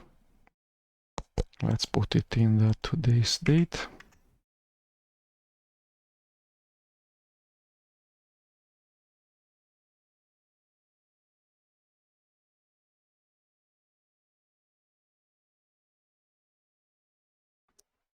Okay, so we'll have two text boxes, which is single line text entry, one for the first name and the other for the last name. We'll have a button and we'll show the full name, so the concatenation of the first name and then a space and then the last name. Okay. As layout manager, we'll use a stack panel.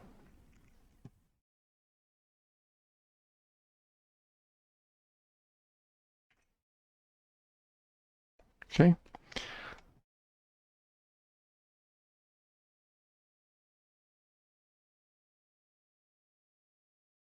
So we have a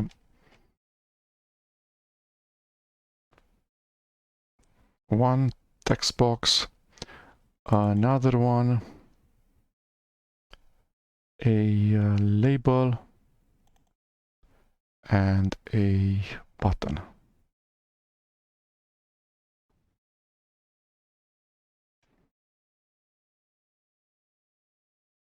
Okay.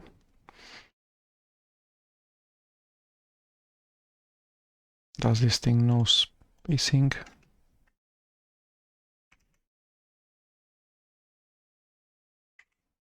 Nope.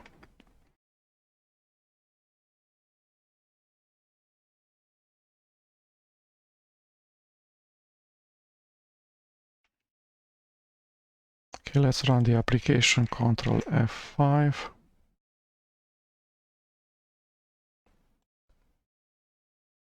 Let's Do we have placeholders here? Use the properties. So the text box is already selected. Arrange by name ascending.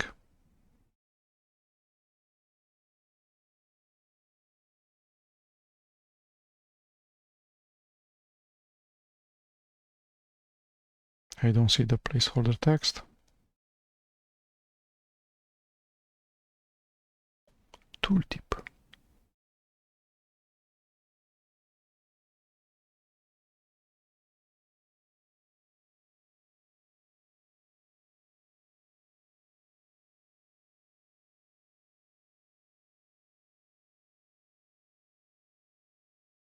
Okay, let's just, I don't know, rename the text that's shown by default there as first name and last name.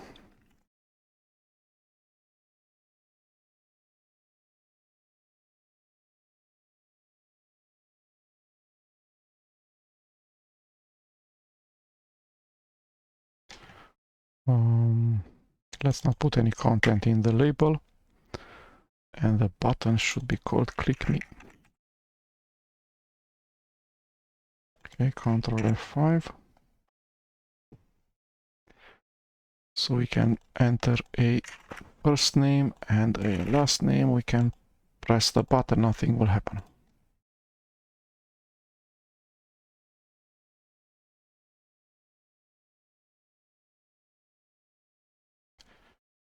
Okay, inside of the label we're going to show the concatenated first name and last name.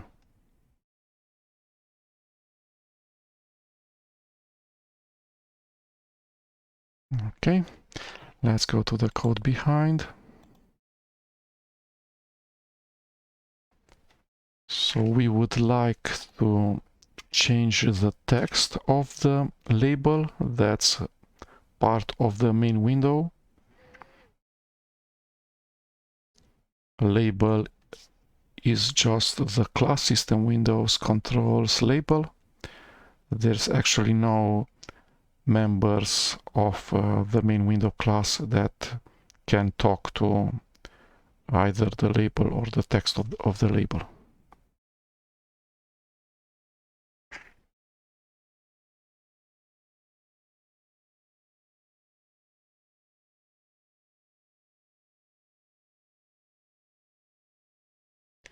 Okay, so in order to expose the label to the C# side of the things, so the label exists in the XAML programming language but does not exist in the C# programming language, we can use either name, as we saw previously, or xname.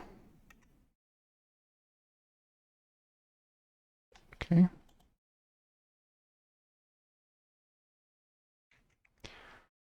And we name this thing label full name.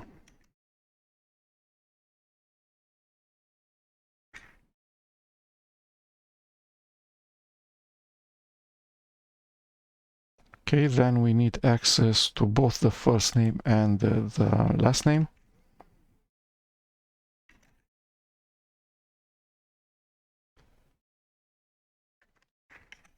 Entry first.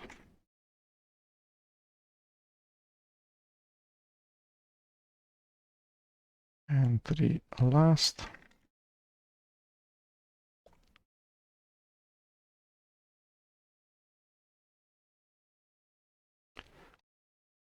Okay, and now we have 3 XAML controls, WPF controls, that are exposed in the C# programming language. Okay, because this class is partial.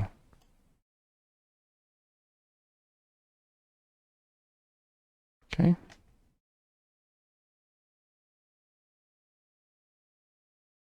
We create a method.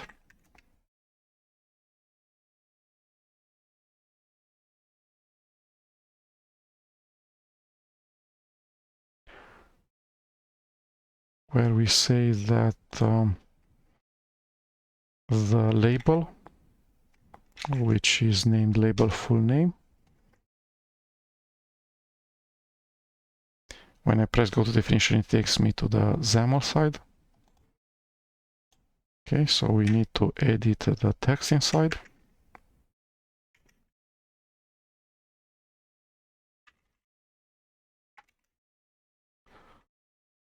What is the property? Label. So it's not text.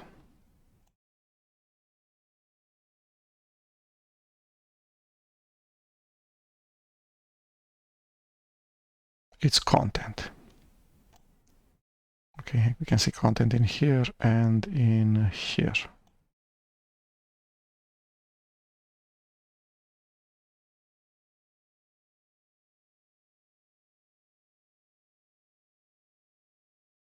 Okay.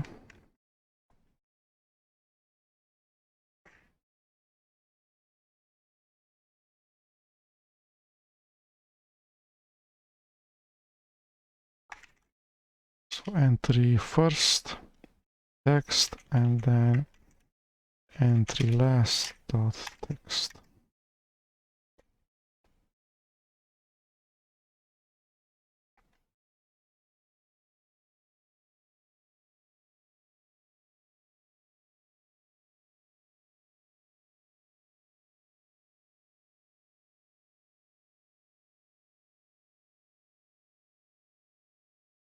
Okay. Control S. So we have a method that's not used, but we know how to edit the controls that exist in the XAML file. So we can change the text. Okay, so Control F5 looks the same.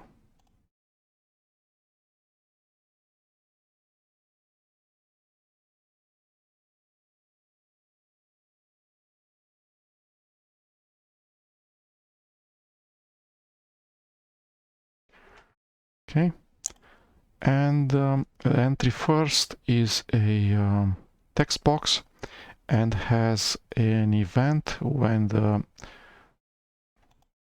content changes. So let's go there. Event handlers for entry first.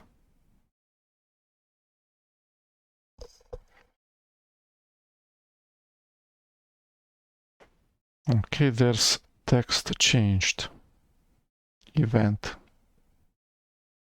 Okay, we could implement this event by hand inside of the constructor of main window. So entry first.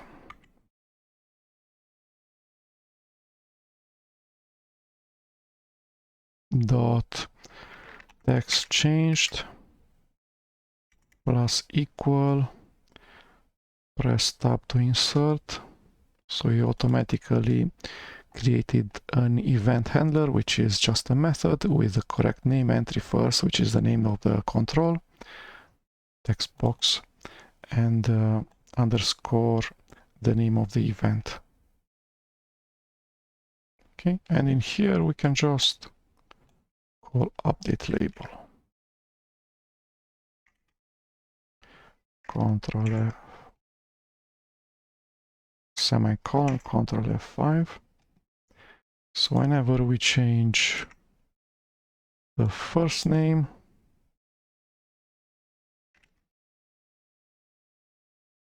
like that. Okay, so we only update the label when we actually change the first name. Okay, and the button does not do anything. The problems with actually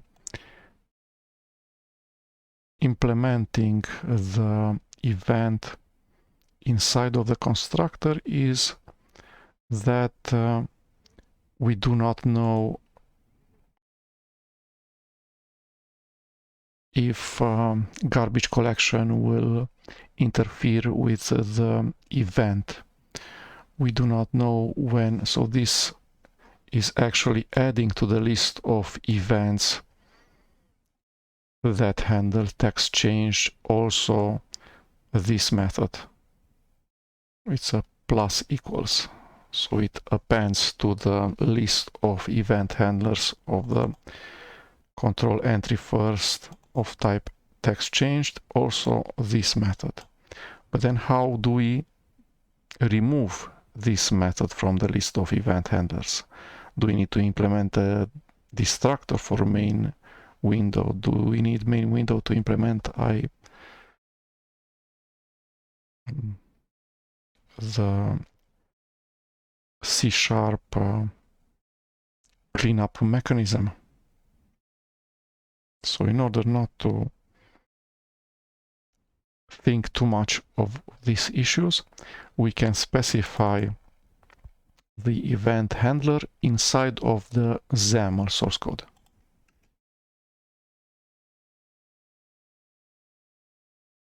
So this is adding events in code behind in C#, but we can also implement events straight in the XAML file. So either we click first name and then we go to text change, double click on it. Let's delete this method and this other one. And back to where we were. So first name.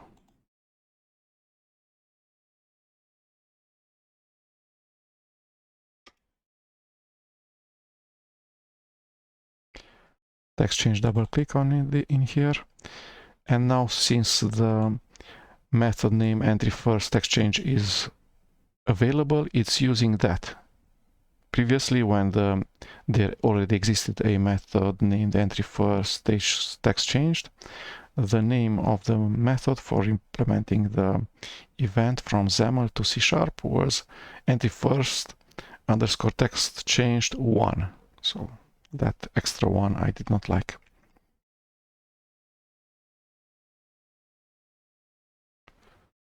Okay, we just call update label in here. We do the same for the other one. We can also do it from the XAML editor. Text changed, new event handler, control click, does not work, right click, go to definition, update label.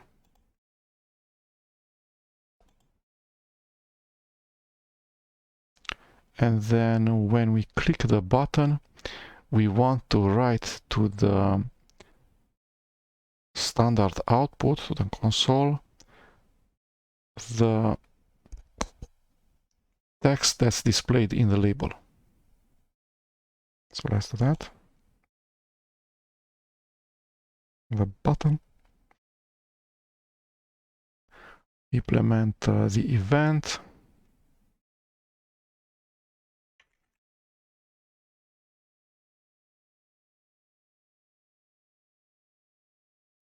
Right click, go to definition.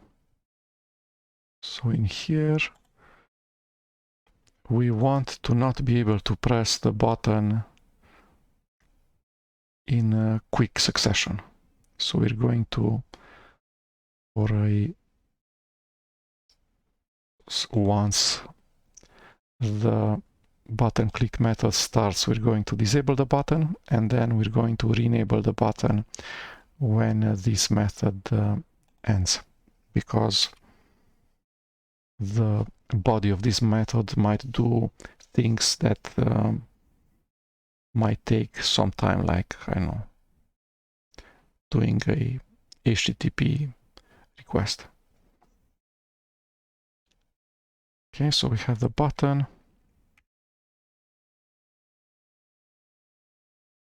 Or we don't. No, we don't. The button is not exposed in C# yet.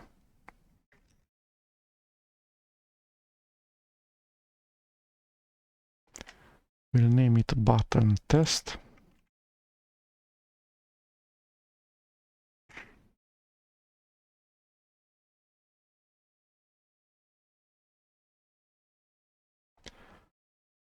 Okay. Button test dot is enabled equals false, and then the revert.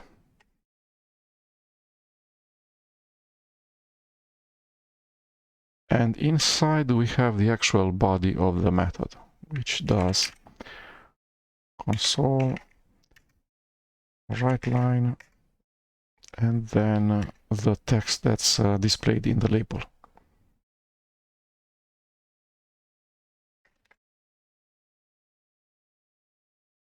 Content.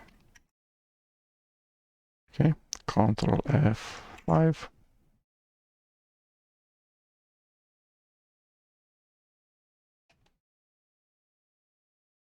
Control F5 again.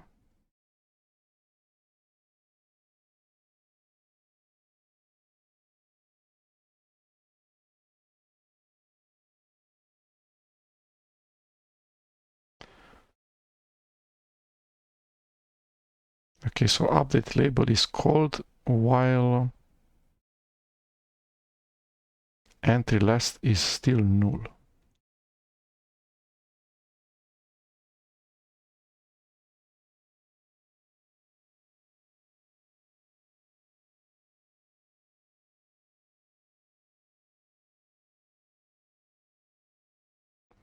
Initialize component. Entry first text changed. Now let's put some guards around.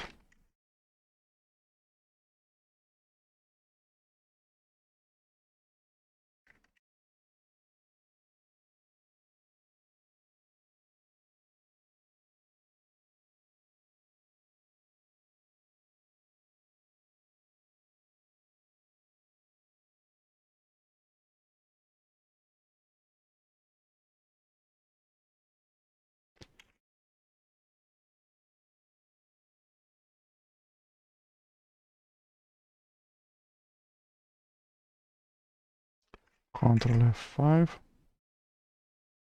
F5.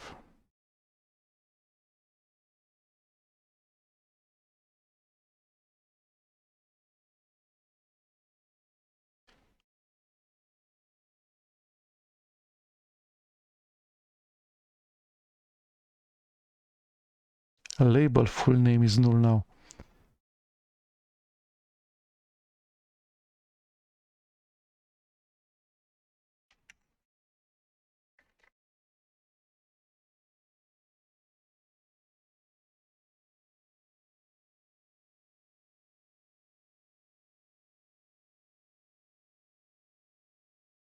Okay, so the first name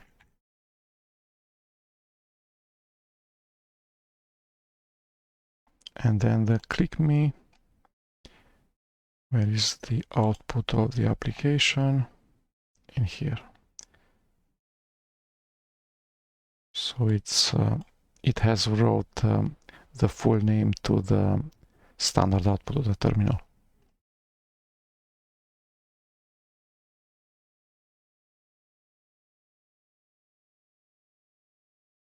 Okay.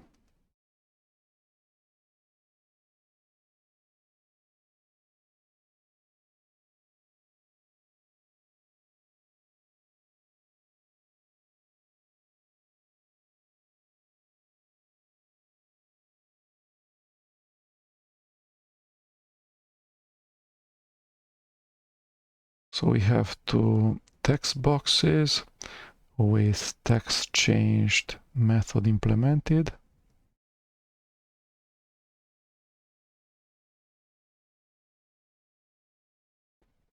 The event implementation methods just call update label.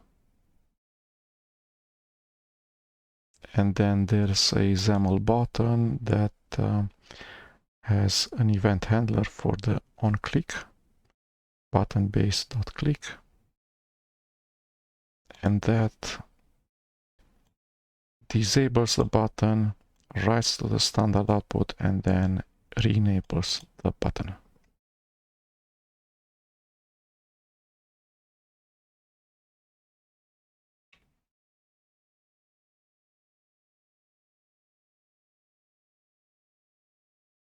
Okay, so everything works, everything is simple, everything is straightforward. But then there's these things are being two problems in here. The fact that the code behind knows so much, so the C# source code knows so much about the XAML source code, and vice versa. That the XAML source code needs to export the text boxes and the button to the C# world and the label. And they just give full control to the C# code to do whatever they want with the WCF controls. Okay, so the alternative is that we do not expose the buttons, and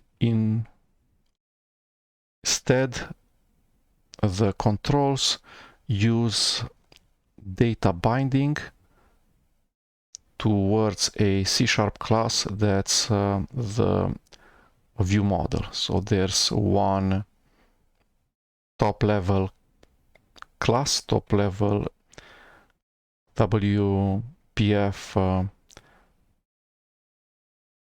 control in the XAML file, which is the window in this case. And the window will have inside the XAML as a property declared the corresponding C# class, that's the view model. So there's just one view model per view. So the view being this XAML file with this top level GUI control, and then there's just one view model class and one view model object for this XAML file. And both the view model and the actual view, the XAML source code, communicate just via bindings. Bindings might be unidirectional, where we enter text inside the text box, and that text is then sent to the view model, or bidirectional, where we both send text from the text box to the view model, and then the view model might reply back with a trimmed version of that string. So for instance, the view model might decide that spaces around first names are illegal. You can't have your first name be space, space, space, John, space, space. So the view model might do a string trim on the text of the first name text box and then send it back. And then the XAML just takes the string from the view model and displays it. So bidirectional means that it can send what's displayed on the UI to the view model, and then it can also receive from the view model to display on the UI. And now it's time for us to convert this application that uses C# code behind and a ton of it to using XAML binding for Windows Presentation Foundation WPF. First of all, we'll need a view model class. Add new class, main view model.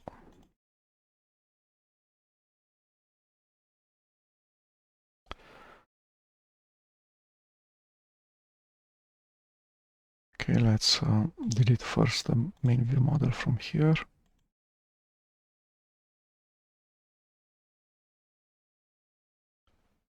build so it compiles correctly.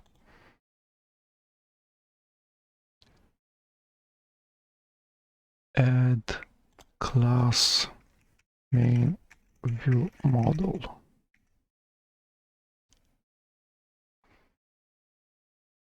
Okay. And in here, in this class, we will have to follow the 3 conventions that are needed by bindings. We will need to implement the observable pattern for the setters of the public properties. That means iNotify property changed and raise property changed. That's for properties, so for data bindings, for binding strings from the XAML file to this file, to the main view model.cs.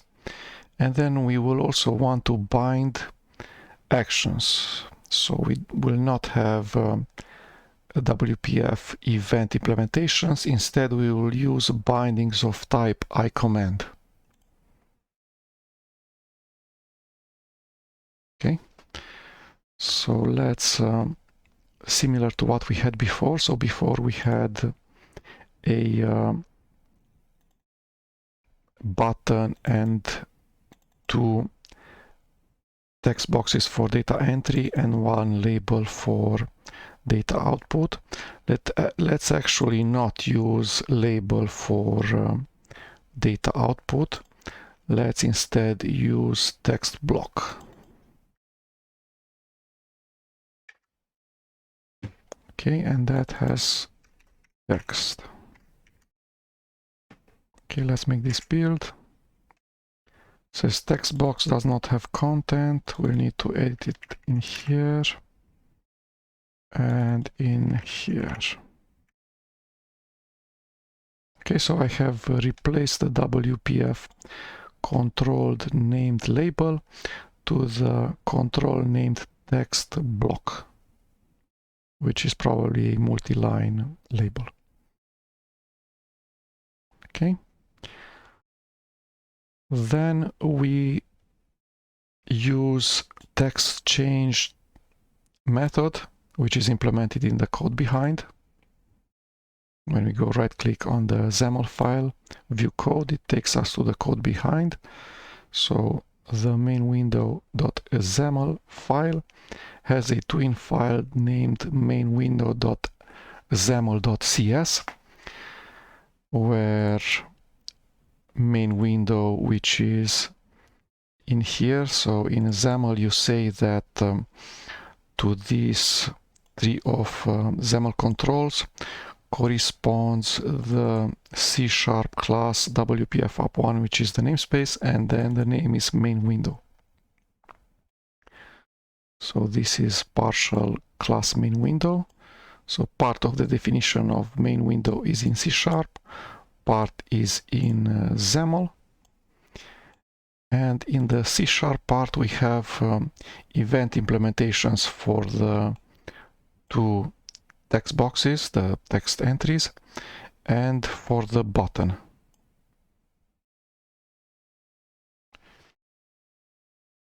Okay, and in order to act on the text that's available in the text boxes, the entry data, we're exposing the entire WPF control from the XAML file to the .xaml.cs file using the syntax x:\name. So entry first, entry last, label, full name, and button test. All of these 4 UI controls are available as C# members of main window, so of this object. So we will not need this anymore, because the amount of source code in the code behind, in the file main window.xaml.cs, will be just 1 line.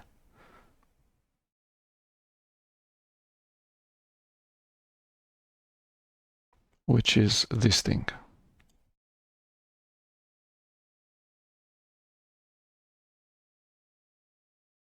All of the rest will disappear. So we say that main window.xaml has a thing which is a data context, which is a member of framework element. And from this object, so this is actually a object we created in here. So from this object, XAML should take its bindings. Okay. So we do not need any of the X column names.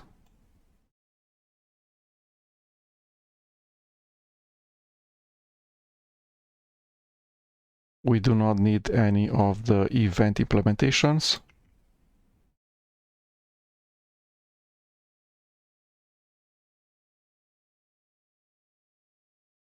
Okay. The application compiles correctly and starts but doesn't do anything because we do not have any event implementation. And now we'll start decorating the XAML file with the necessary bindings. First of all, we need in the first text box that represents the first name, we need a binding to the first name property. We'll make this binding two-way.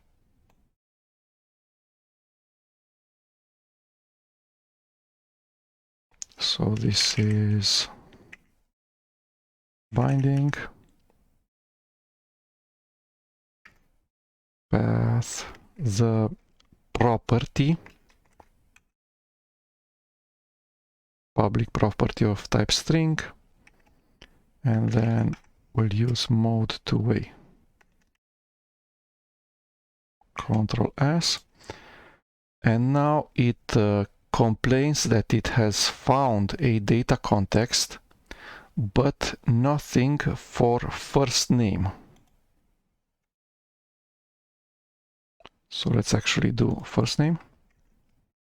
Go to the data context, which is this class.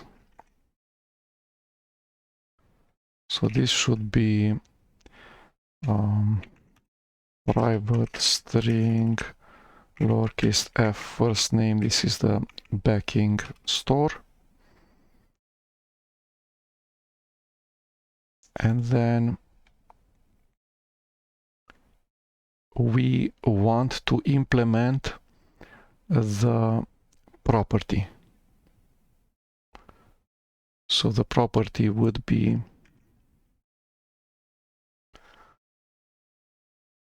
public string first name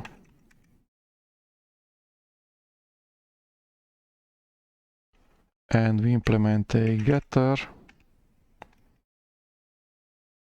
The getter just returns the field where we store the first, we actually store the data first name. Okay. But then the setter, in order to notify, to use the observable pattern and to notify the XAML GUI controls, we will need to implement it with more complicated source code. So first of all, the setter should not notify anything if the value has stayed the same. So maybe the setter of first name is called, but the already existing value in the backing field first name with a lowercase f is the same as the value that's being passed to the setter of the public property first name. In that case, it should do nothing.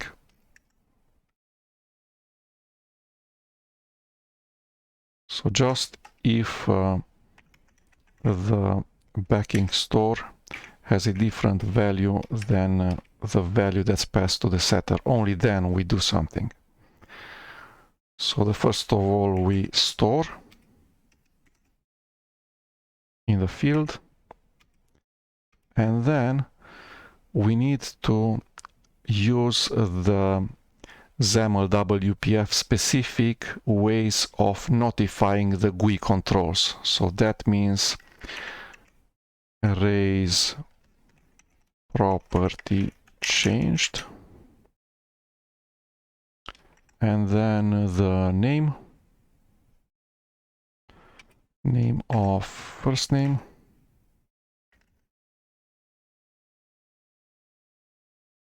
okay, control dot, let's see.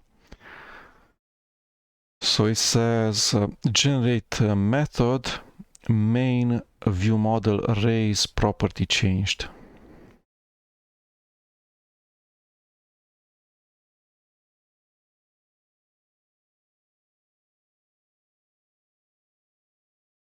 So let's do that.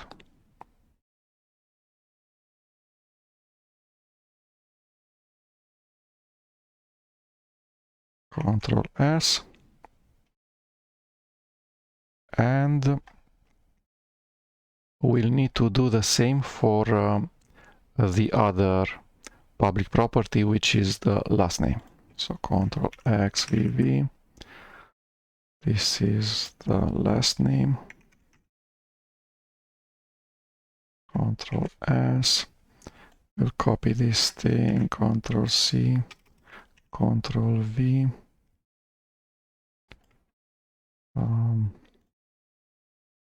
Let's rename.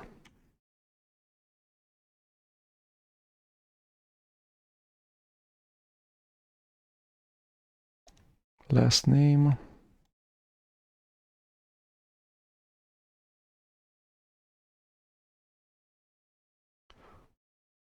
Okay, and this should be last name.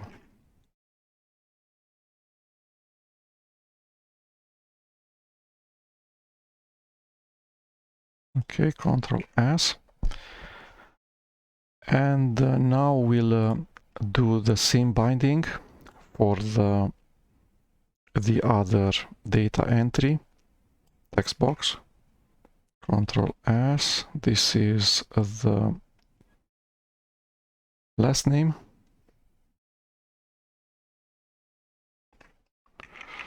Control S. Okay, the next thing, we need to implement what is going to be shown inside of the label of the text box, the text block. Okay, so that's a unidirectional binding. We just receive data from C# and we show it in XAML. So it goes binding path equals full name and mode, it's one way. Control S. Now we'll need a public property in the view model named full name.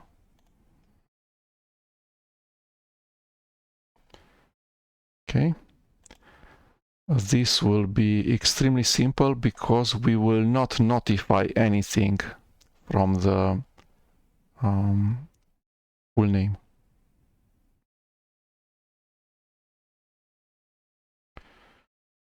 So we just have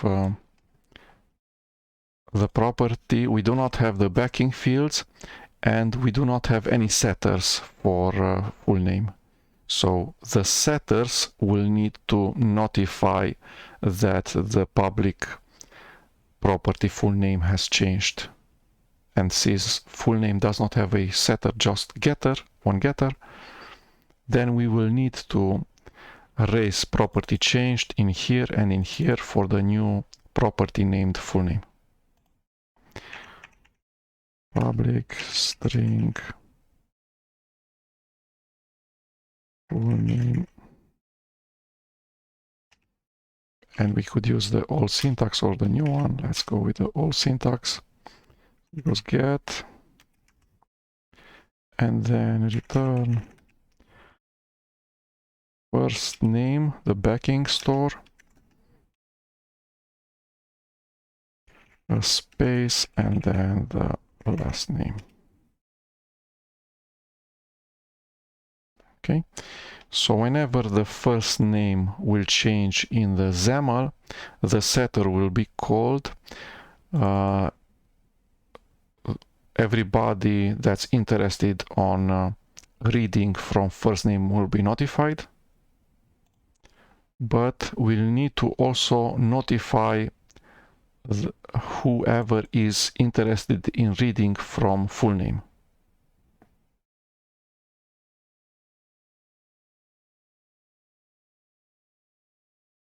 Okay, full name. So whoever reads from the property full name will be notified whenever the first name will be set, or whenever the last name will be set.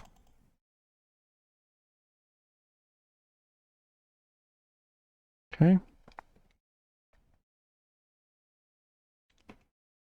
Next.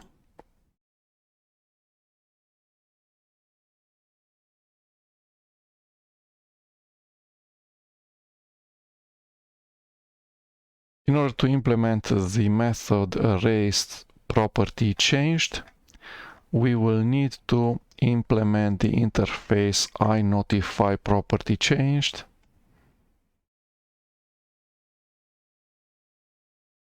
Control dot, using system component model correct, control dot, implement interface.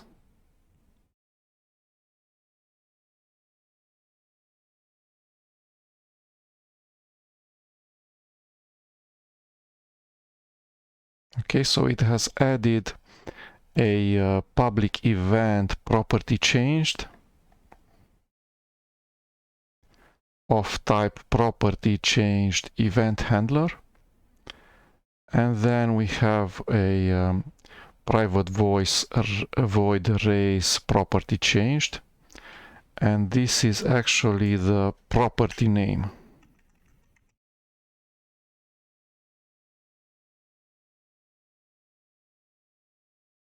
Control S. And the implementation of raise property changed, you will need to look it up on the internet, and it's if we have something set on the event property changed,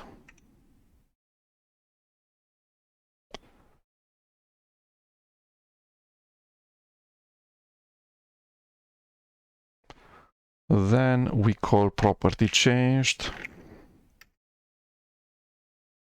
with parameters sender, which is this, and we'll want to notify the name of the property that changed. Okay, so property changed event args.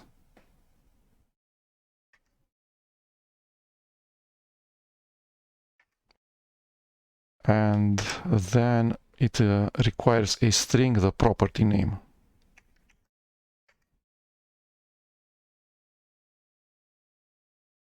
Okay. So we have the raise property changed private method. We have the event handler. We have full name. We have last name and first name.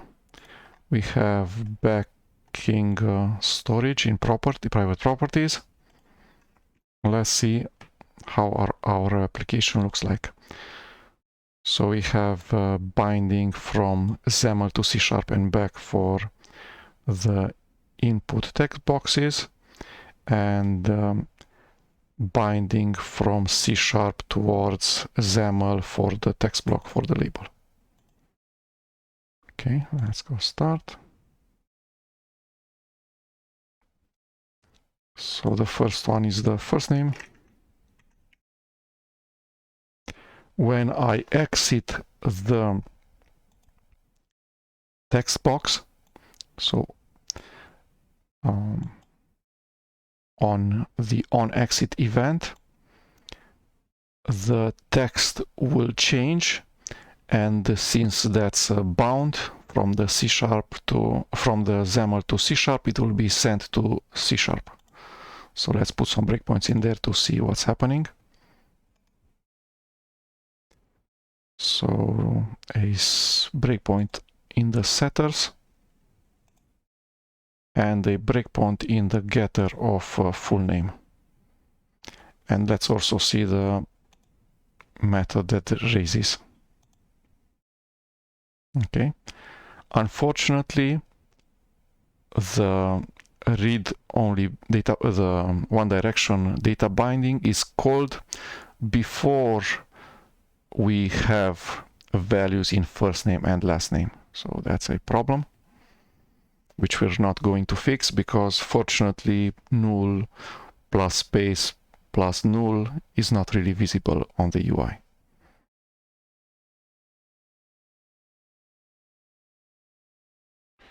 Let's actually see that.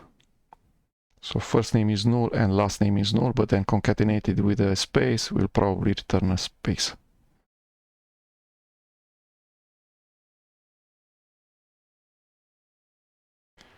Okay, let's remove the breakpoint from here, F5. And now we have the freedom to edit the first text box as we want. But whenever we exit, the text box dot text property will be changed, and that will trigger the binding from XAML to C#. Okay. So the binding says that when the first text box's text changes, then we need to look into the data context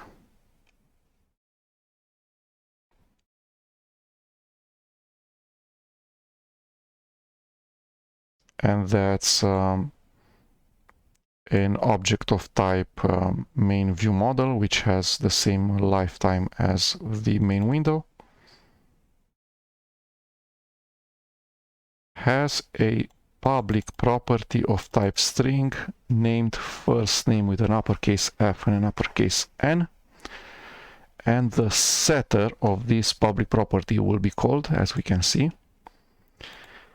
and the existing value is null and the new value is John. So they're different. The value gets stored in the private field, and then it will raise property changed for two properties, for the first name and for the full name. Okay, let's see how it raises. So is the event already set? Yet, it's already set.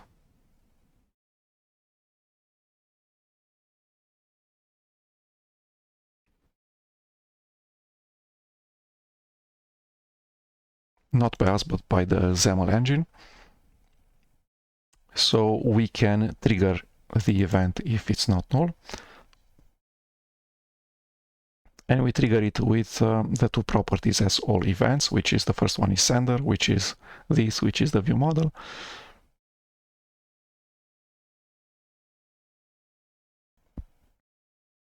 And the second argument is the E, which is of type property changed event args, that actually contains as string the name of the property, so first name. Okay. Then it's called the second time the race property changed with full name this time. Okay. And then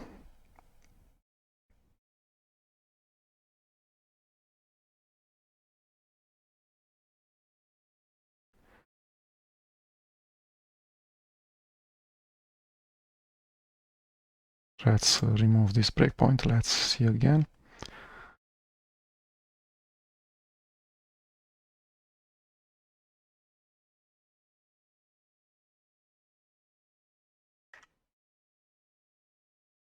And on the last name, we do the exact same thing. They're different. previously it was null, now it's a test. Erase is property changed for the last name and for the full name.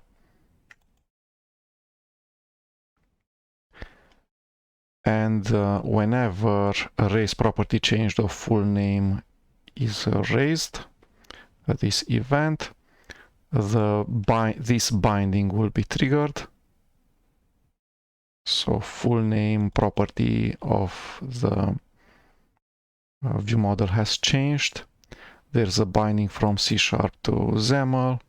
We have been notified using iNotify property changed, and the value that's actually shown in the XAML will be different, will be the concatenation, so will be this one. Whenever this property change event is triggered, the getter from full name will be called, and this concatenates the two values and puts a space between them. Okay, so let's run it without the debugger. So we have the first name, the second name, and whenever I exit the text boxes, the value of the label of the text block is the value of the text inside of the text box is computed, so it's John space test.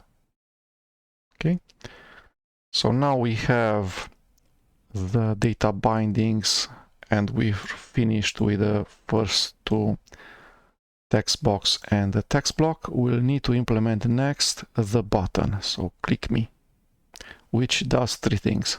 It disables the button click me, then it console write lines the full name, and then it re-enables the button. Let's make a quick backup of this thing. Okay, so 7-zip, add 2. This thing, let's rename it before binding the button. Okay, the button, we want to implement the event on clicked on it, and we'll use bindings again. So the syntax is command, and then we have a binding which we can name anything.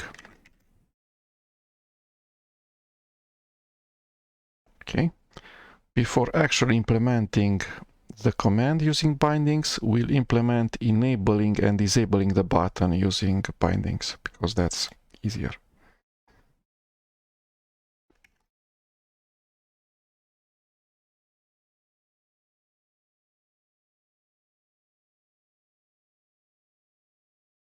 Okay, so we'll enable and disable the button using the XAML property is enabled, and we'll have in here very similar to what we have for the text box dot text. So a binding, and the binding is for the public property is not busy.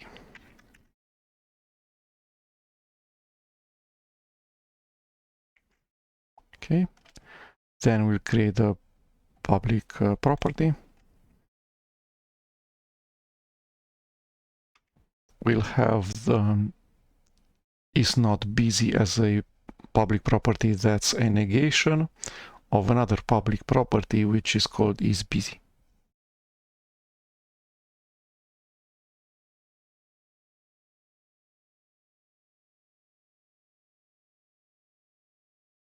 Like this. The public property of type bool is not busy is going to be the negation of is busy. Okay, and is busy is implemented very similar to the first name public property. Okay, so let's copy it over. This is of type bool.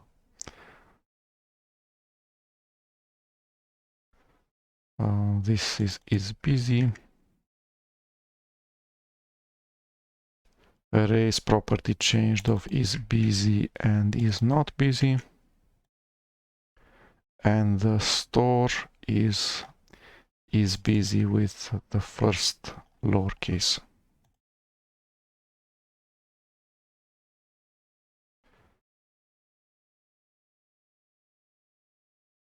Okay, so now we have the property, but the property is always true. So is busy is a field, is by default false, so is not busy is always true. So the visibility is always visible. The is enabled is always true. Let's check this thing. So no matter how many times we click on the button remains enabled. Okay, let's now do the binding.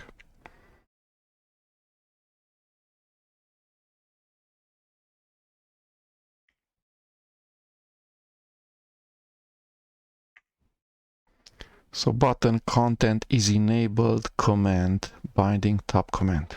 Control S. Okay.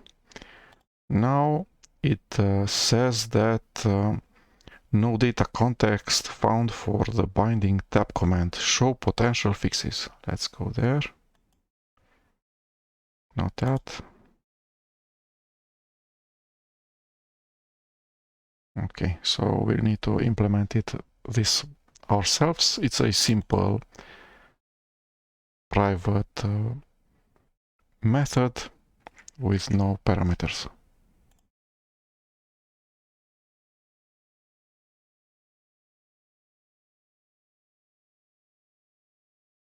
Not really, because it needs to implement tab command.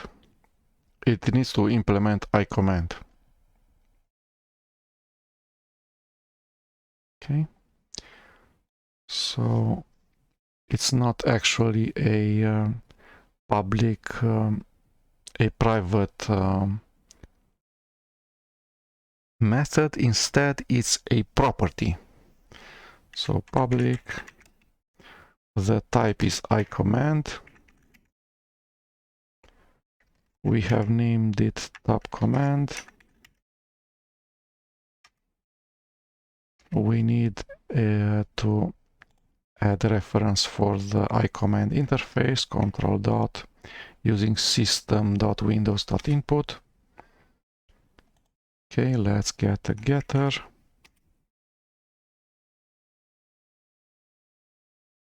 Okay. So we'll need a class that implements I command. So let's do that. Return new, and that class is, I don't know, simple command.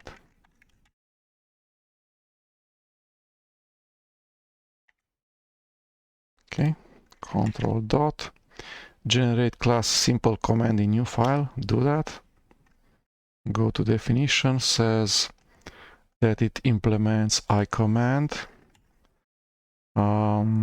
It has added the using system.windows.input, but simple command, the class does not yet implement the interface of I command, so let's implement it.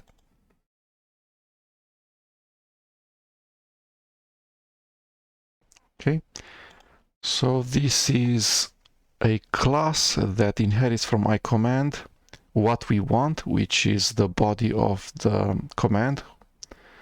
So this part.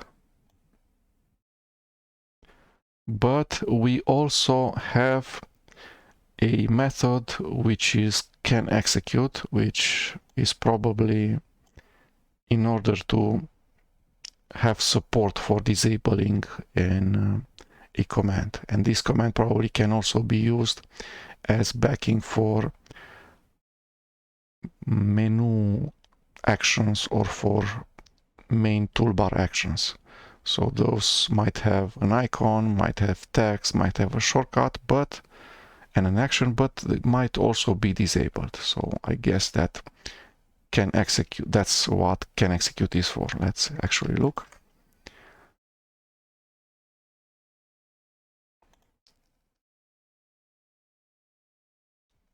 So it says that right now the command can be executed or not. Okay, but for our simple case, it's okay if the command can always be executed. So we say that it can be executed always. And then we have a body in here, and the body was something like is busy equals true, then console dot write line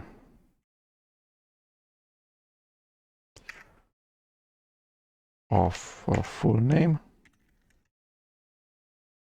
and then is busy equals false. Okay, so this was the previous the implementation of this event handler before we have added MVVM. Okay, the problem is that this class cannot see the public properties of this class. So it cannot see full name, it cannot see is busy. It needs full name here to write it to the standard output, and it needs is busy in here to disable the button. So how do we do it? Is we pass to the simple command constructor the action to be executed in here.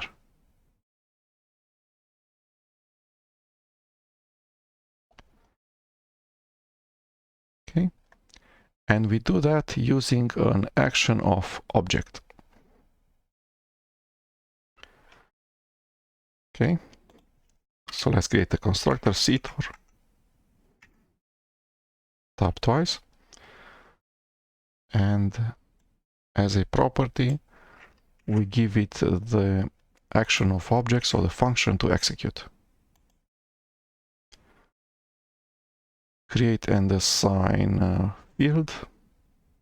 It made it read-only, correct. And now we just execute it. This dot execute function, and the property is the parameter.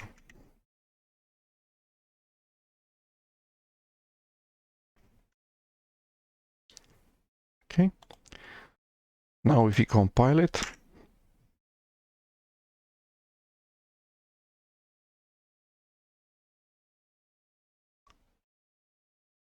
it complains that not enough parameters were given.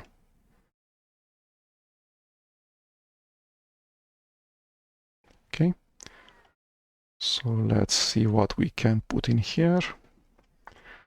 So in the constructor we can put a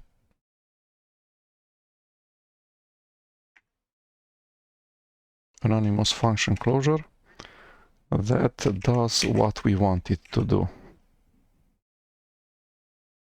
This thing.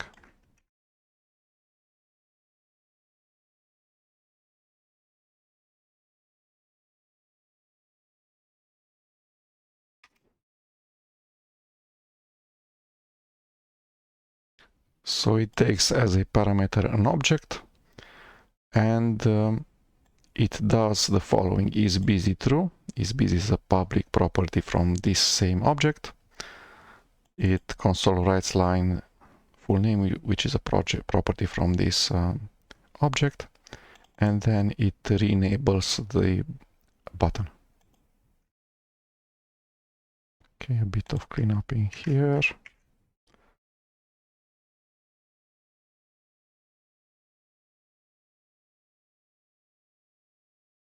F7 says simple command can execute changed is never used.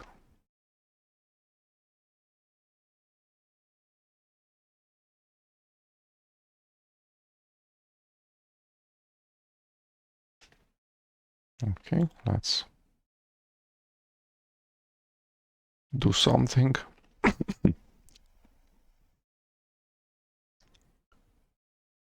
Warning is never used. How do we silence this warning?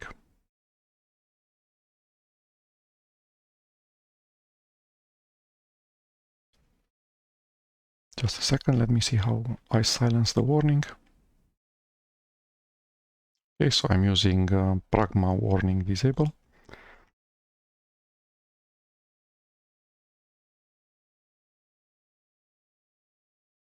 Okay, so let's have breakpoints. 1, 2, 3, and in here. Okay, and let's run this with a debugger. So we're calling the constructor.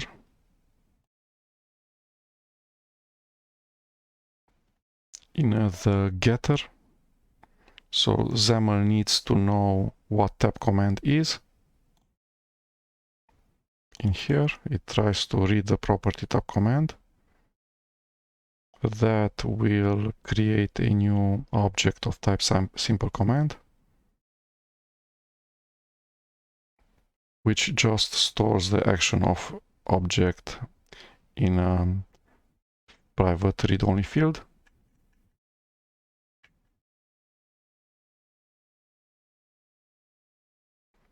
Can execute is true.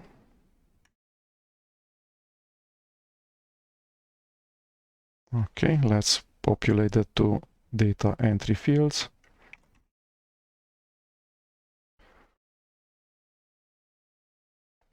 We're going to press continue.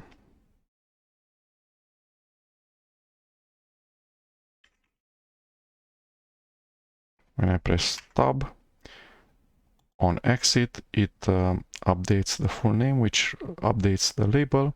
Now we can press the click me button, which executes the I command, which sets is busy to true, and then writes to the console output. So this is where it wrote to the standard output. And we cannot actually see that the button was disabled.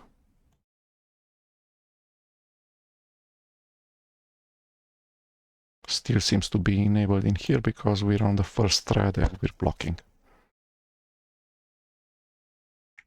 Okay, so in order to see that the button actually did disable for a second, we're going to not re-enable it. Control S, close, Control F5, John, test, and then click me. Okay, so the button the property is busy becomes true, is not busy becomes false, which then is used as a binding for is enabled. So is enabled is false inside of XAML. Okay, we can inspect that if we want.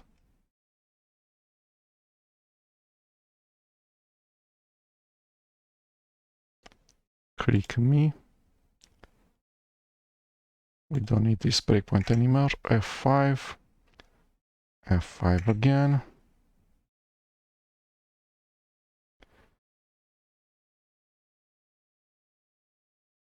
Okay. And now let's inspect the button click me, select element, click me, and live property explorer. We can see if it's enabled or not. How do we do that?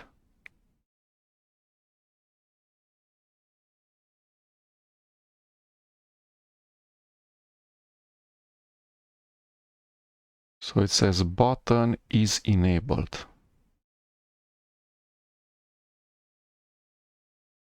Let's refresh. Is enabled is a binding expression. Evaluated value read-only system boolean.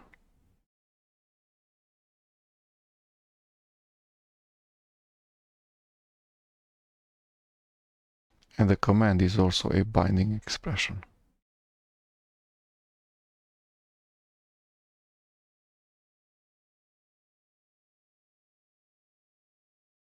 Okay, define it in main window.xaml.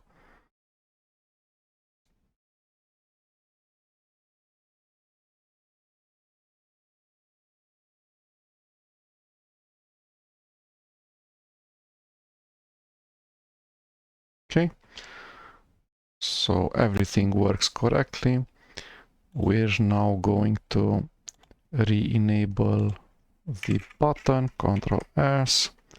With that, the source code is done. And now what remains to be done is to see how we can debug WPF XAML bindings.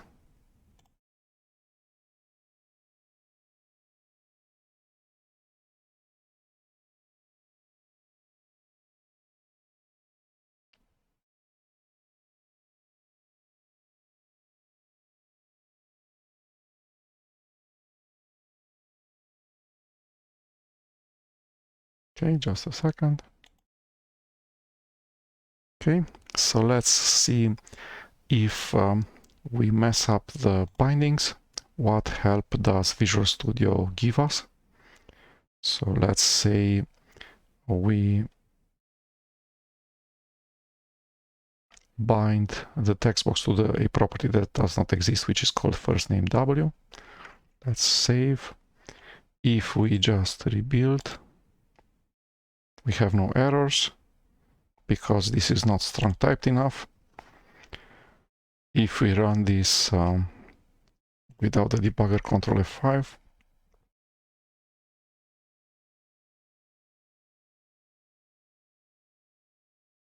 let's run it with the debugger actually.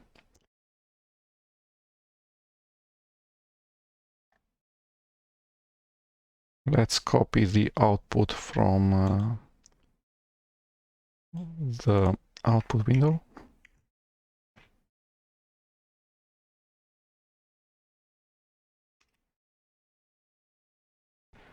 Format word wrap. So most of the lines in here are about DLLs that are being loaded and debug symbols.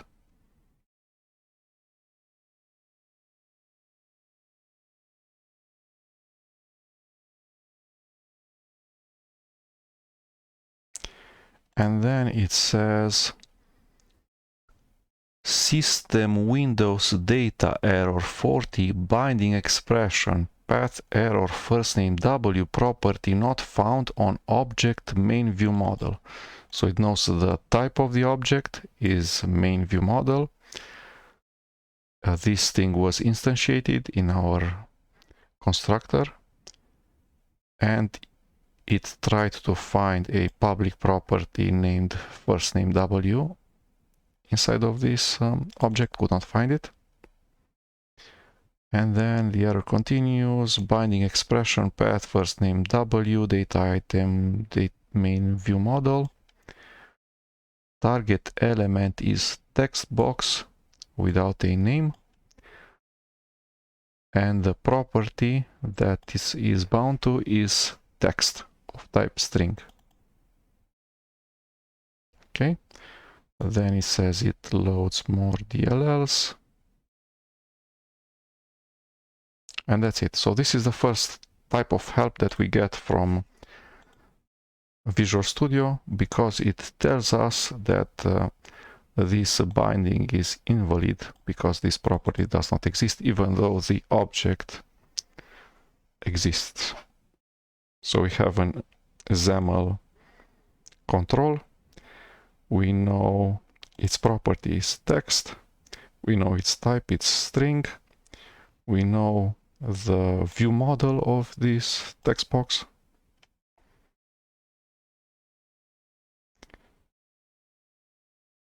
Which is this dot data context, so new main view model, but then main view model does not contain any properties named first name W.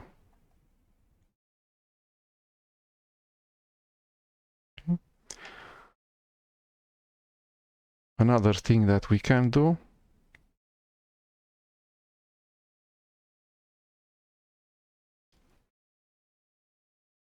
is to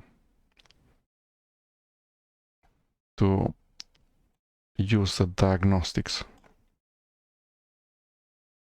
So let's do that.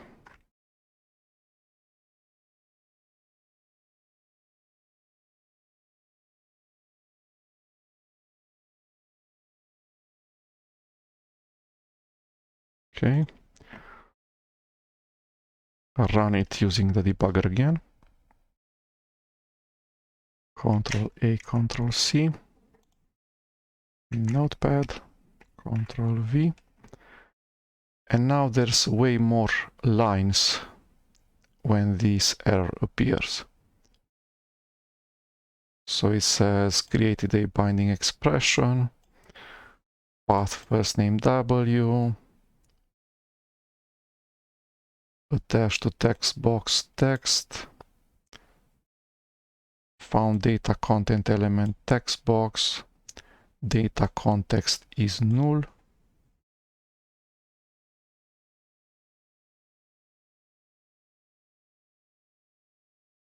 Okay, so we have more lines written, which might help us if the name of the property is correct, but then we failed, for instance, to set the data context, which is also not a compiler error.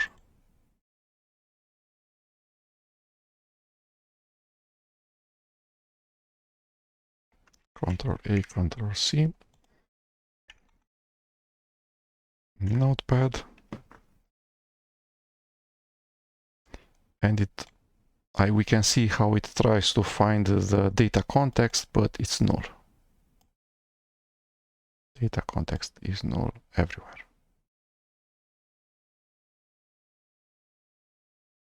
Okay, so we immediately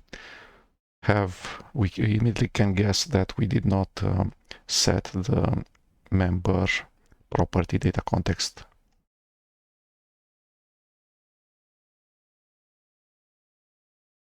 Okay, and another thing that we can do is we can actually put debugger breakpoints when we are trying to determine binding issues. Okay.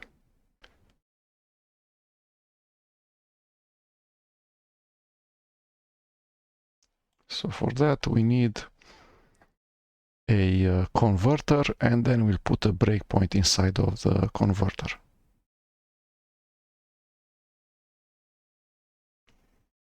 Let's use the converter for full name.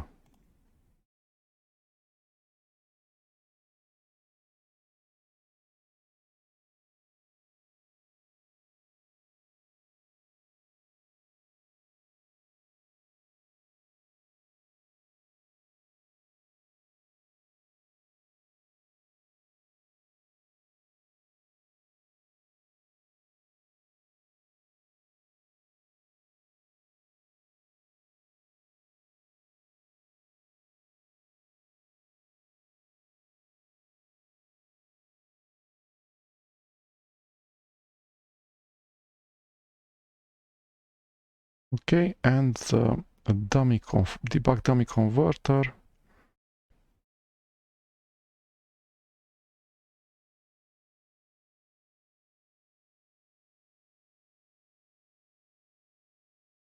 We can put, for instance, in the same place as the code behind.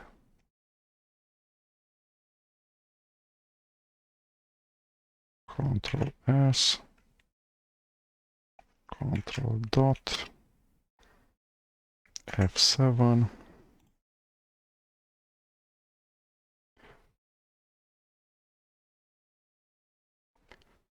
There's no self because self is local.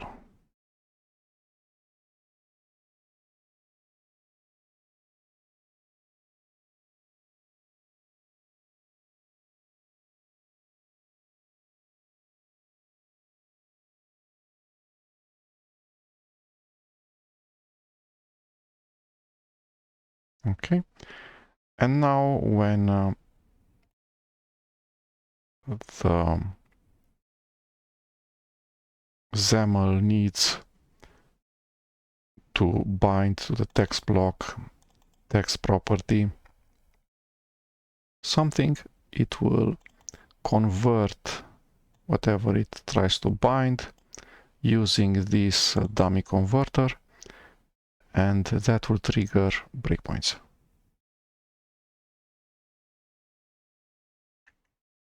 Okay, so let's see.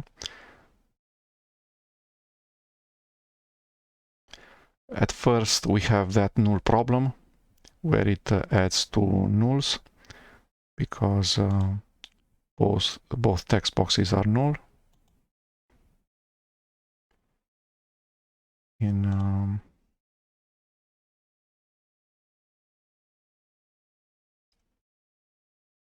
here, so this is and this is null.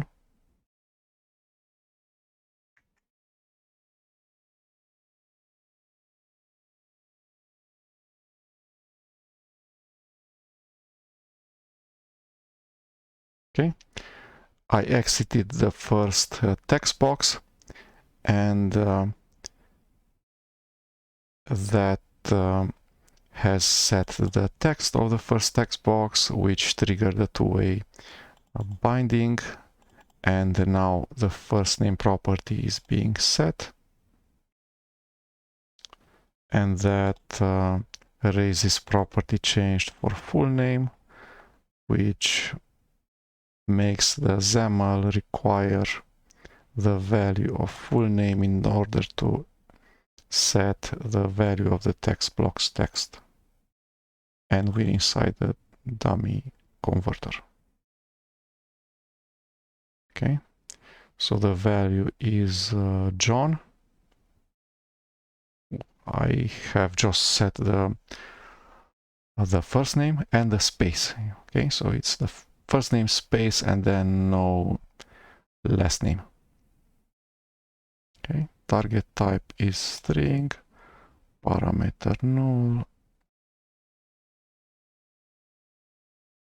Okay, and we can see that we're inside the raise property changed for property named full name, which is inside of the first name dot set.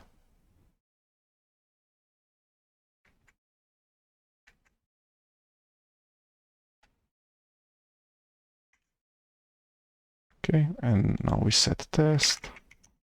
We exit the text box.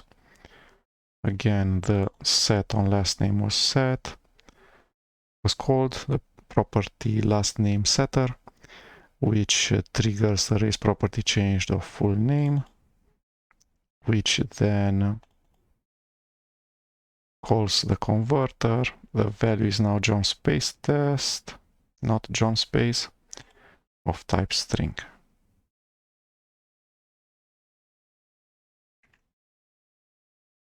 So this is a convenient way such that we can have a breakpoint each time a binding that we care about is read or written. Okay, let's look at one which is two-way.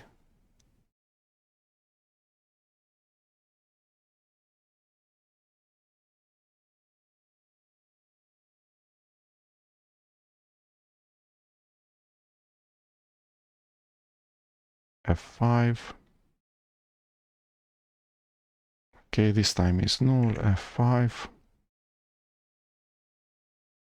John, we try to exit. This time the value is John. And this is convert back, so this is the other direction.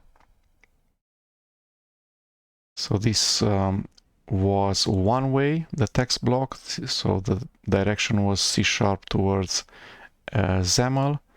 So that's the method convert. The method convert goes from C# to XAML, and this is the other method which goes from XAML to C#.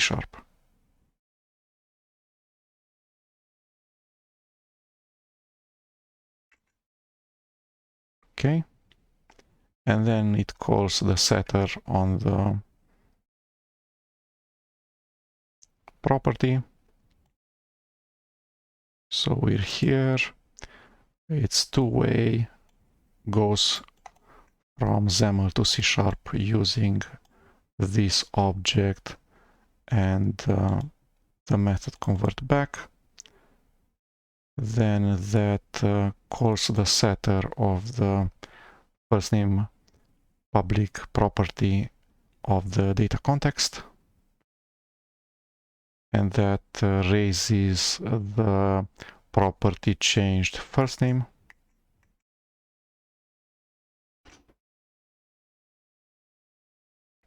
And now it goes from C# to XAML using the method convert. So from John it has just read the property in here on line 19, the public property first name, and now it's inside the convert method on the main UI thread.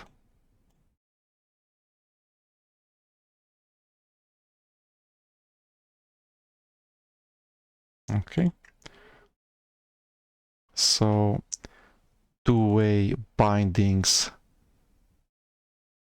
call the iValue converter first this method from XAML to C#, and then the other method from C# to XAML, whereas the one-way bindings just call the method that goes from C# to XAML, this one.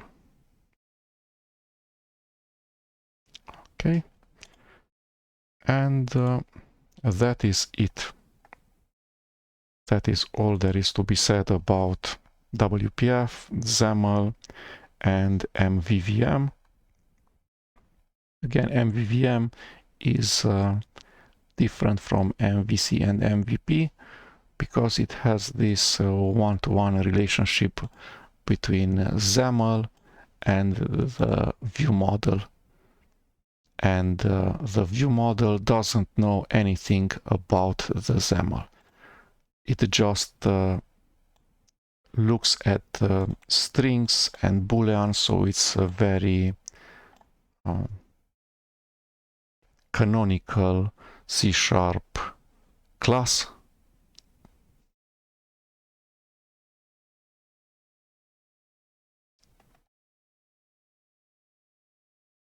It's whatever it does, it's testable. It doesn't require you to have a UI test or a headful test. You can just test this class as it is. It's just a bunch of properties.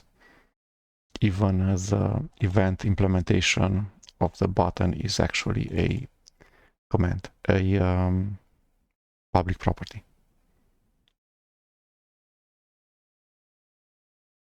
Thank you.